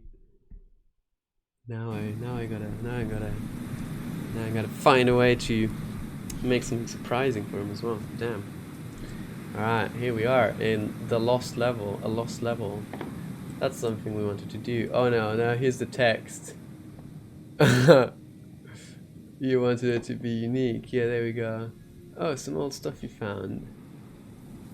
Tim's cat. Look at that. Tim's cat makes an appearance in this. Beautiful. Oh yeah, this is a throwback. Look at that. The character has a shadow as well. That's so cool. This was when we wanted to make Pancake Simulator. What a great project. And he's the guy. He's Michael from The Long Way Home. Alright. Knowing you for almost 4 years now, never actually meeting you in person. Still, I find it epic to know you. I don't know if some of these lines... Yeah, don't read the text. That's the thing. You said some of these are like cheesy, so like... you mostly lost this level, yeah. Yeah, so I'm not gonna read all of them, because some of them were kind of cheesy, so I'm not gonna do this. Yeah. Hey, happy birthday, bud. I don't know how I can avoid those texts though. Like they're just popping up right in my face. This room always gives me the jeebies. Why did you make this room again? Yeah, I made this room because it was supposed to be scary, man. We wanted to make a scary game. Oh, here, you got me into game dev. Wow, this is so cool. Your tutorials kickstarted my game dev side of things. So nice as well. Thanks for that. You're addicted now. Well, I can tell. And also, this is laggy. Bananas have no legs. Yeah, that was a good joke. We should start a t-shirt brand with that. For anyone who wants a bananas have no legs t-shirt, you can sign up. You can sign up right now. Just appreciate the fluid, thanks. Will do. So we're not going to look at these, just in case there's something here that we shouldn't see. It's just an inside level. It was kind of inspired by it a little bit by Inside, at least from my side. You can skip this chapter, walk back to where you started. Alright, so yeah, there's nothing up there. I know that there isn't, so we could just walk like this. Cause some of that text. But yeah, this one looked a lot better. We had it at a stage where it looked quite nice actually, but we never got around to finishing it. So yeah, it was mostly just for us to experiment with level design and do some stuff. But in hindsight, there's a lot of things that can still be improved here. So yeah, no accidents since 2035. Impressive. Alright, the fluid sim is coming up now. So now there's a mirror here. And look at us. Beautiful face, right? Beautiful face. We're actually Tim. Oh! I missed it! No! I missed it! No! I missed the fluid sim! It lagged out, man. It lagged out. Ah, that sucks. Okay. No, I don't know. Yeah, there's more. There's more. But I don't know at which point it gets like really cringy. So, especially because there's some pictures of me in here that are kind of cringy. 2 years ago. Oh yeah, this was that. Join our Slack. This is how we kind of started collaborating and stuff. He's in. We started working on Swapper. Will you stand here? Will I? Oh, yo, what is going on? That's crazy. Look at that. Oh my god, look at that. It's Elon.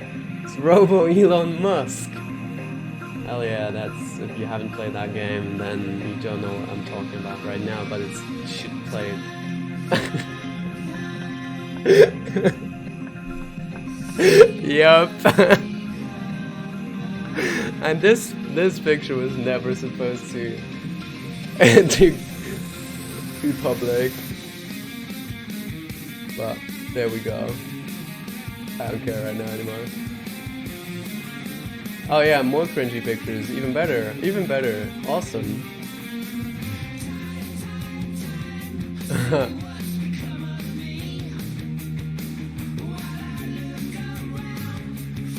Nice. And see the thing. What happens when you see the thing? Huh. Epic jamming with you. Huh, that's nice. What thing? I swear, this is another... Oh, right, I remember. Did you change it? We are young, yeah. Yeah, it goes... Wait, it doesn't... This is an ad. So there's an ad with this, but... Yeah. And that's how much I can play with this before this stream gets demonetized. So yeah, that was the birthday game. Holy shit, that was so cool. That was so nice. It was really awesome. Thanks again, dude. Finally it gets the appreciation that it deserves. Yeah. What else? Where is the... I don't know where the... Okay, here's the 1 hour jam, which we should 100% do again. Oh, this is mine. This is the one I made. Ha! This is something we should repeat.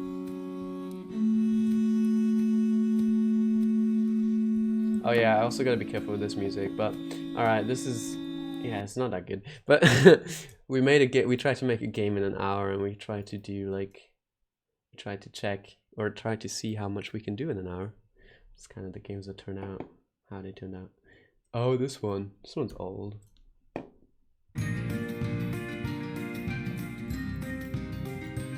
Yeah, I helped you with this one a bit.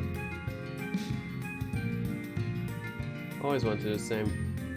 It's always the same. I won't question that.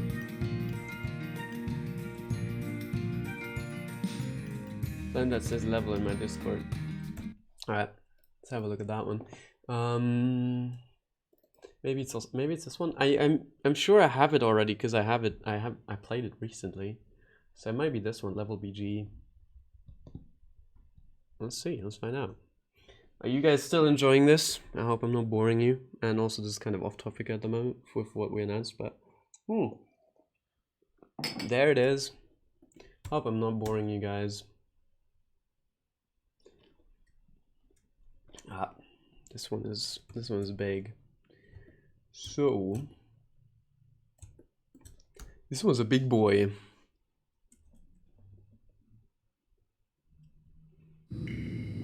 All right, here we are. Look at that. F to use flashlight. Tab for the notes. Find a way into the old rooms is done. Start the water pump. So that's our tasks. Let's go do that. I like the water a lot in this as well. It's fun seeing all the projects. Yeah, that's cool. I'm glad you guys are enjoying this. It's really nice to look back at them as well. The water is really cool here. The refraction and the stuff that's going on is really nice. Look at that. Even some like foam detection, edge detections going on. Good stuff.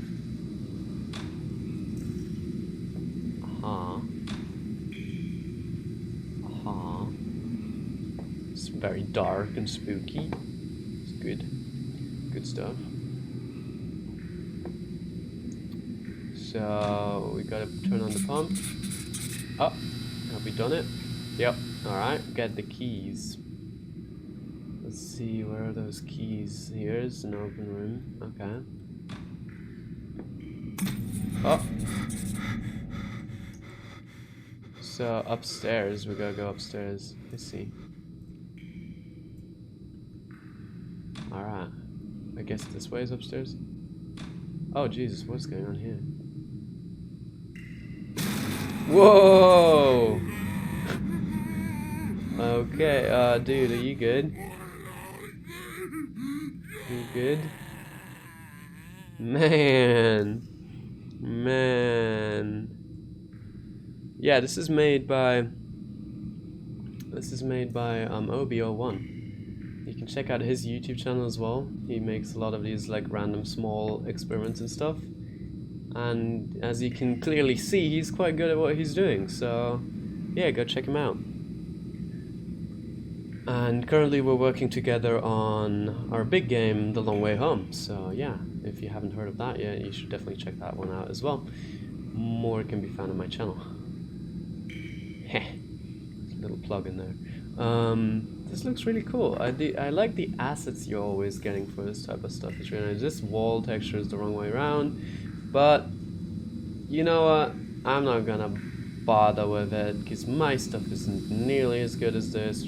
Was never really that good. Oh, okay. The problem is I can never. Okay.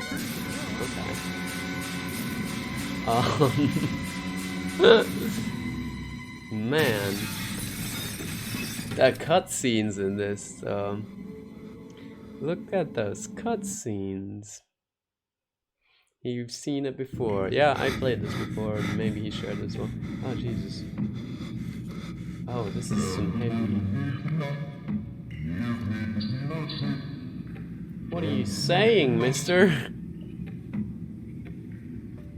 What are you saying? Dude.